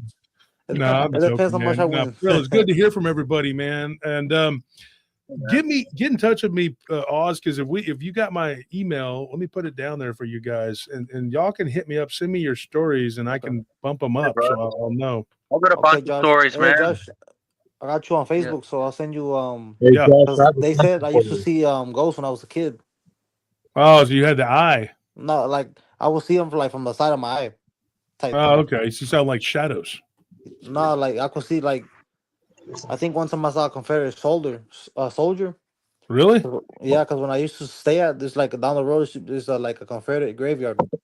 Oh, wow, dude. Yeah, I'll tell you another There's time. one here But in Austin. They want to go and dig up the bodies and throw them somewhere because they're mad. They're like, they fought for the Confederacy. Like most of the people in war, they don't even have anything to do with the decisions that are made. War is literally, I'm going to say this, it's old men talking and young men fighting. That's what Yep. it is. And it's ideologies.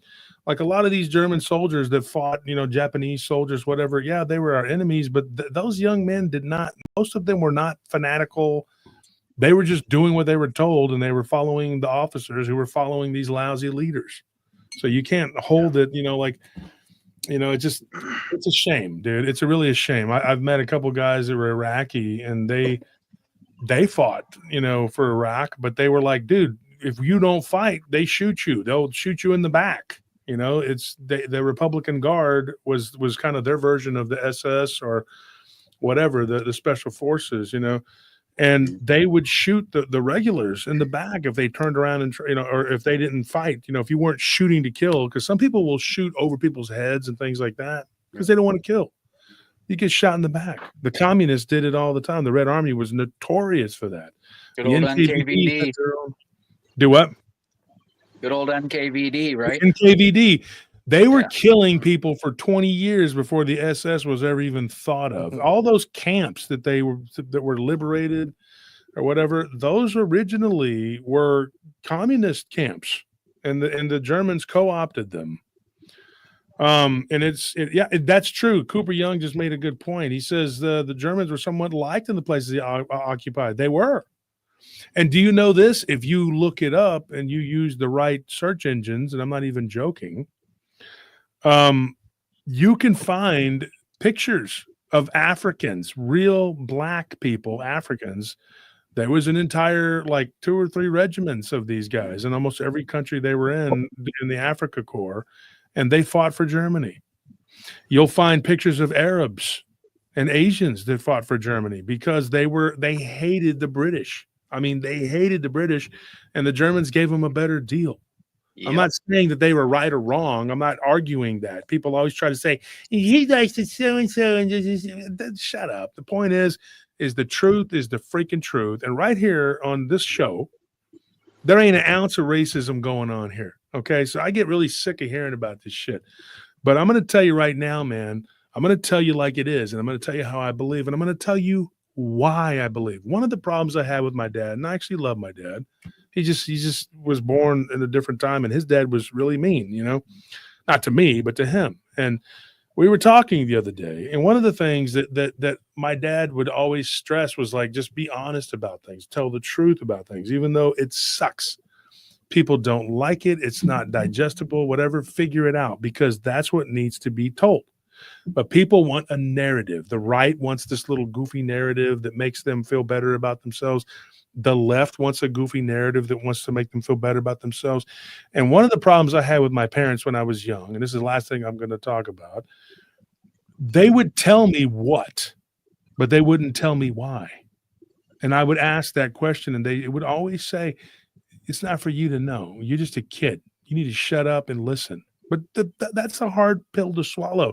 So here at Paranormal Roundtable, I like to get the stories, but then I like to talk about the why. And if you didn't do your work and you didn't hustle, like what Oz was saying, or what Diego or Steve or anybody that was here tonight was saying, there's reasons why. You know, we could get into the why. There was something that Diego was saying, and I was going to get into the legends and stories of why it was and what that is, and we'll do that another night. But that's what we do at PRT. When we tell you tomorrow's stories, come back tomorrow night and we talk about these people's encounters, I'm going to give you my take on why. And it helps to hustle, because if you did your job and you hustled like I did, and I'm bragging, I'm being honest, you're going to know a lot more than the average lay person. There's all these people.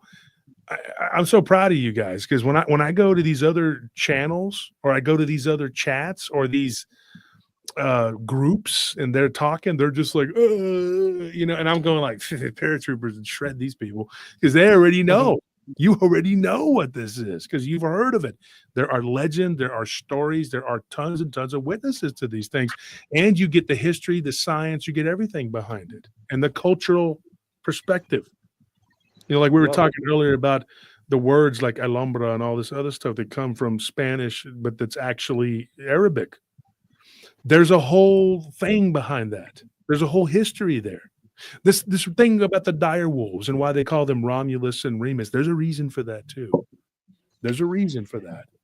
You know, my favorite scene in The Sopranos, people think things go away. They don't go away. They just change. They were beating up this guy who was like a Jewish gangster or something, and these Italians, it was Tony Soprano, and his guys were beating him up or something.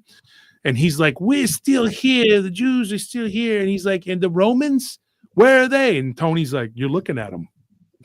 You know, it's like, yeah, we're here. We're still here. You just changed. You become something else. You're still called something else. Doesn't mean that you're not around. That is the thing. And that is how these demons and all their evil wickedness get you, because they just evolve, they change. And what people don't realize is the Latrusa is the harpy. The harpy goes back to Mesopotamia. In Mesopotamia, and it goes back to Lilith.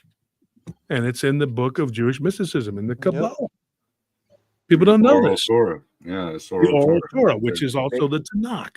And when you start throwing down with the knowledge, there's people that specialize in certain little areas, and they may clip you in the Achilles on certain areas, but taken as a whole and showing the big picture and showing you the whole panoramic view, man, come on.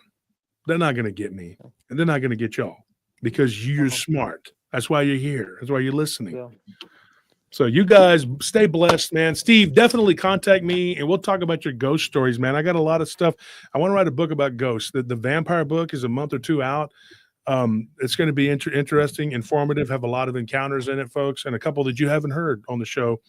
And I'm really looking forward to it. And the vampire thing about Seattle Dick, yeah, for sure. And if you are a cryptid person who's had encounters with cryptids, things like that, like you, Paranormal Oz, or whoever wants to be on, you know, they're doing TV shows now. People are asking me sort of to be, I guess, like a talent scout, because they want my treasure trove of witnesses. That's what they want. But it's like, what are you going to give me? You know, and I'm not asking for much. I'm asking for some recognition, because what I want is more people to come and watch. And what I want is for them to learn, because if you are forewarned, you are forearmed. Yep. You will know better about how to deal with this stuff, folks. We're in the last days. There's not a lot of the devil knows that, and so do we. So get yourself right with Christ. You may not be a follower of Christ. There was somebody in the comments section on one of the videos the other day, and they were like, when Anthony and Wolf start talking about Jesus, I check out. Well, that's unfortunate, because you're just going to listen to the fun stuff and not learn anything. Hey Wolf, one thing about saying the Antichrist being born again. You're talking about the Mahdi. The Antichrist. Yeah, Abdullah. The Mahdi is different, though. What they believe, I can't get into it tonight. I got to run, but I can explain to that who he is, what he's going to do, and how that differs from the Jewish Antichrist, which is the one born of the red calf, the red heifer. I see Joe Breezy shaking his head, you know, and Dick, I'm sure you know the prophecy, and I can tell you they're both going to have an Antichrist. But you know who's not going to have the Antichrist? Us. You know why? Because we got Jesus Christ. Yeah. Amen. So we love you guys. Stay blessed. All right. Thank you for all you guys that got in and talked tonight. And I'm so glad. Quick question. Tonight, we weren't expecting it, but it happened. All right. I'll try to tune in another time. I got more stories. For sure, man, and we'll do it every Monday. But last night I had Yes, to work sir. on my ranch, man, and I'll bring my pups and show them. They're so beautiful. They're the most beautiful little puppies. And Oh yeah. Hey, yeah. Josh, I have a quick question for you. Yeah.